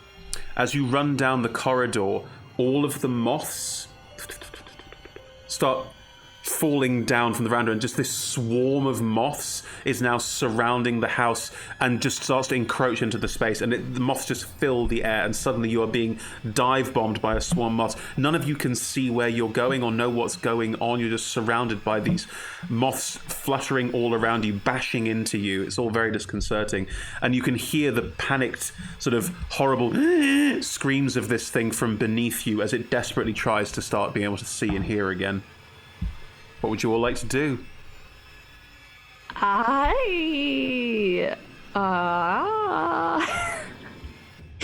would like to set the house on fire and leave, but it's so wet and it's raining. You do what you gotta do. Oh, why It's dry in here. Firebolt at the driest patch of wood I can You find. are currently surrounded by moths, like to a point where you almost can't see. I fire blindly. If I Okay. hit some moths, that's between me and God. Roll me a D100. Oh dear. Okay. 1 second.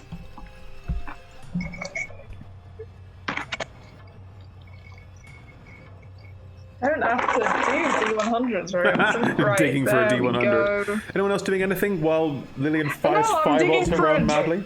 I'm digging for a percentile with a D10. What Yeah. I made of money. Right there. I am trying to. I cast sleep on as many of the moths as I can get to just Brilliant. fall in this Yeah. section so that That's a there's some 9. visibility. Just flat 9, great.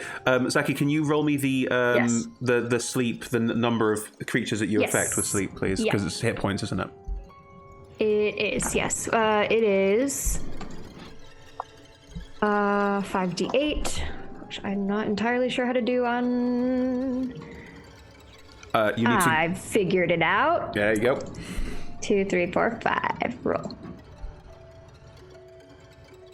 New to the D&D Beyond, but this is good. This is good. This is good. Okay. But it does math for me, right? Yes. Okay. 29. 29. Excellent. So as you just, how do you cast sleep? What does it look like when you cast sleep? I literally just just push out this wave of lethargy. Yeah, and the moths just around you just start dropping like flies, well, moths, to the ground, just all around you, and you all get like a moment, and you can see around you, and a lot of these moths are now around you out of the way. And Lillian, you're just firing firebolts indiscriminately around yourself. Part of the corridor is now on fire. You fire into one of the rooms and there's a faint sort of sound of glass smashing and then a vague sort of explosion. And big parts of the house are now starting to burn. You can all... Go! Yeah, you can all make your way. You can see where the way out is because the moths are falling asleep all around you, so you can run. Are you all running for the exit desperately? Grand. If you push your way out through the moths and out... Yes. Great. Christ. No problem. You run out into the rain and the storm, which is still ongoing. Nothing has changed there. And as you push your way out into the storm through the moths, you'll find you're suddenly free of this cloud of moths that was all around you, and all 5 of you are stumbling out into the wet. And as you stumble out, look behind you. This massive cloud of moths is just roiling around this house, which is slowly starting to catch fire from the inside. And you do hear sort of faint arcane puffs and explosions as some of the equipment inside is just utterly destroyed. And licks of flame will start to burn up the outside. Are you all just standing in the rain watching this, or you're trying to find cover? What are you doing? I'm booking it away from the house. Just running. Straight up. I have not even... Sorry, have not looked to see if anyone is following me. I'm running. Mm-hmm. You all keep... If you follow Zaki, everyone just runs as fast as you can. The metal tower in the center, already being shaken loose by something, collapses forward, and as it does, the small, strange building on top of it just... collapses and smashes open near all of you, pieces of dead body flying all over the place as it lands on the ground. But you are all just running, and all of you leg it away from the roving house as it is burned down to a hulk. And we'll never know what happens to the strange maggoty mothworm inside. We'll never know if it manages to make its way out, if it just haunts that area forever. Never know what... I'm sure someone very capable at higher levels can deal with it later on down the line. We'll never know what the scientists were working on, although what they found in the vast depths of the space between worlds, or what they accidentally brought back, and how it needed to be returned home, or did it? Would that have been a better or worse thing? You'll never know. But as you all run away from the remains of Isrodel, the roving house, that's where we're going to tie up for today. Thank you, everyone. That was... Wow. Just gave up. Just fuck it, ran. Just pegged it. Just that's it. We're done. Game over. Running out. I like to think that, once they all caught their breath later, it's like, oh, that went well. Yeah. Still alive. That's pretty good. Still alive. Do you have anything of any value that you got from the house? The ring. Oh, yeah. If you attune to it, it allows you to cast Comprehend Languages once per day. Wow, great. Yeah. That's super good. It's really handy. Me too. Absolutely. Cool, good, and yeah, there was a lot of other things we could have discovered there in that adventure, but I think you did it the best way you could have done. My search for ancient texts was cut off very quickly by, oh god, there's a giant worm. Yeah. And then... yeah. And here's the thing. So much of it was just gold, even the parts we didn't see. So even if we didn't uncover arcane secrets, at least we had the joy of Misery and Nim existing. That's its own reward. I mean, the point, I don't know what I liked more. The whole point of like setting a lock on fire, like where this rot started, or ramming a lift repeatedly into the ground in the vague hope of crushing the big monster. Oh, God. When you don't have magic, you gotta get creative. Gotta improvise. Yeah. The possum conversation was high up there for me as well. Yeah. It was the lift coming up to me as you're pairing the bit where the comedy film and the survival horror film crossed over, like for the first time.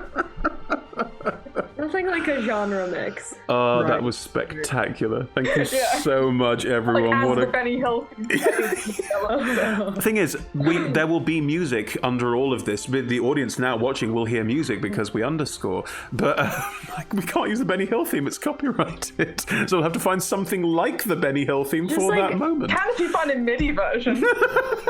Even like generic lift music, though, it's so different from the tone of Panic that it's like quite fun.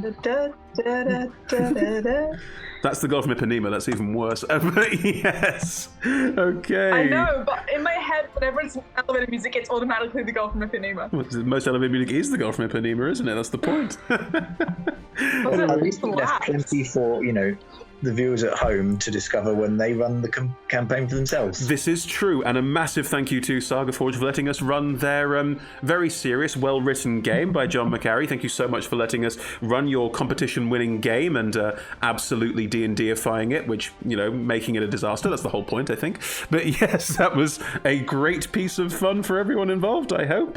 Thank you for joining us. This is the first game in our new Tuesday slots that we're now doing here at Roll Together. So this was the first. There will be more of them, one a week. So every Tuesday. Today it was 6 to 9 p.m. GMT, but from next week it'll be 7 to 10 p.m. GMT because of the hour shift not being the same in every part of the world. And you'll be able to catch other shows like this one. From next week we're doing a four-parter set in Theros, DM'd by Emma Sheard, who you might recognize from playing Prosperous in Sea of Swords Forsaken, which is the show we run every Monday from 6 p.m. to 9 p.m., which was 5 p.m. to 8 p.m. yesterday because of the hour shift, but from next week back to 6 p.m. to 9 p.m. GMT as per usual. That's our big 12-part campaign, which we are nearing the halfway point on.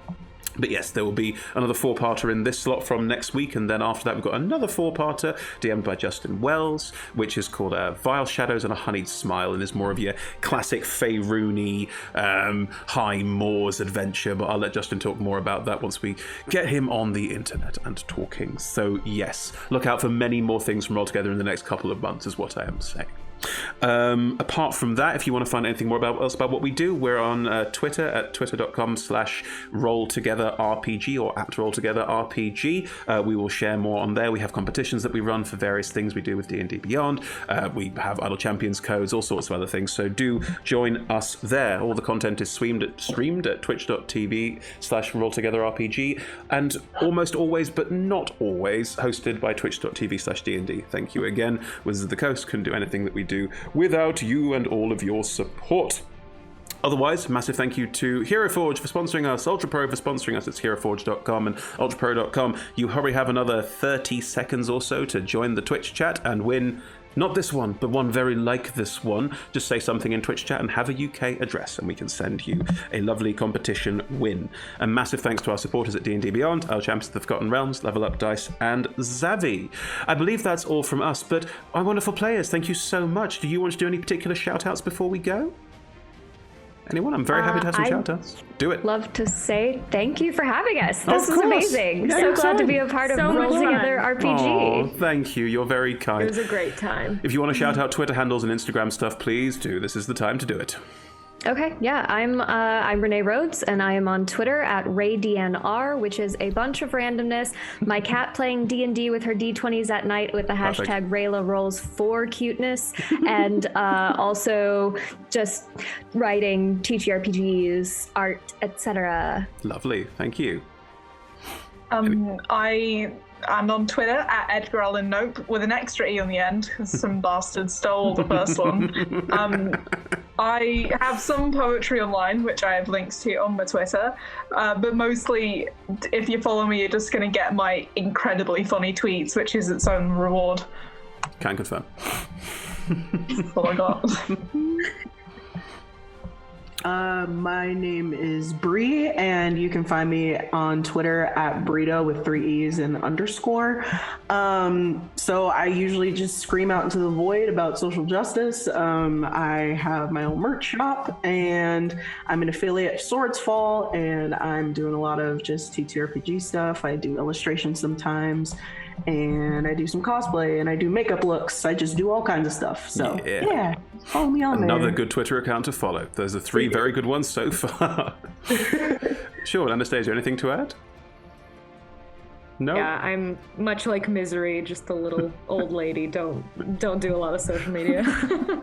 Anastasia, you not want to talk about your Etsy store? Is that not a thing you're talking about? Well, yes, I do have an Etsy store. I sell little greeting cards there. Check it out if you want. It's called Humble Haversack, named by one of my DMs. So Can confirm. The name is very meaningful. Looked at it, the most adorable thing I've seen in ages. Oh, so cute, yeah, thanks. awesome. Very, very good stuff. Cool. Well, if that's all for all, Sean, then yeah, let's. Unless you want to throw in anything in particular? No? I mean, you know, I don't do a lot of your social medias, but I do have a miniature painting blog, which at some point I might actually add some stuff to, which is Wargaming Bumblebee on Facebook, and just Wargaming Bumble, because you can't have that many letters, on Twitter. Excellent name. Yeah, it's good. Very, very good. Lovely. Thank you all so much. And thank you all for watching. Do join us next Monday or next Tuesday or any Monday or Tuesday after that from now until forever, because we're never going to stop playing our TTRPGs. It's just the way it is. Thank you, everyone. See you all soon. Bye. See you later.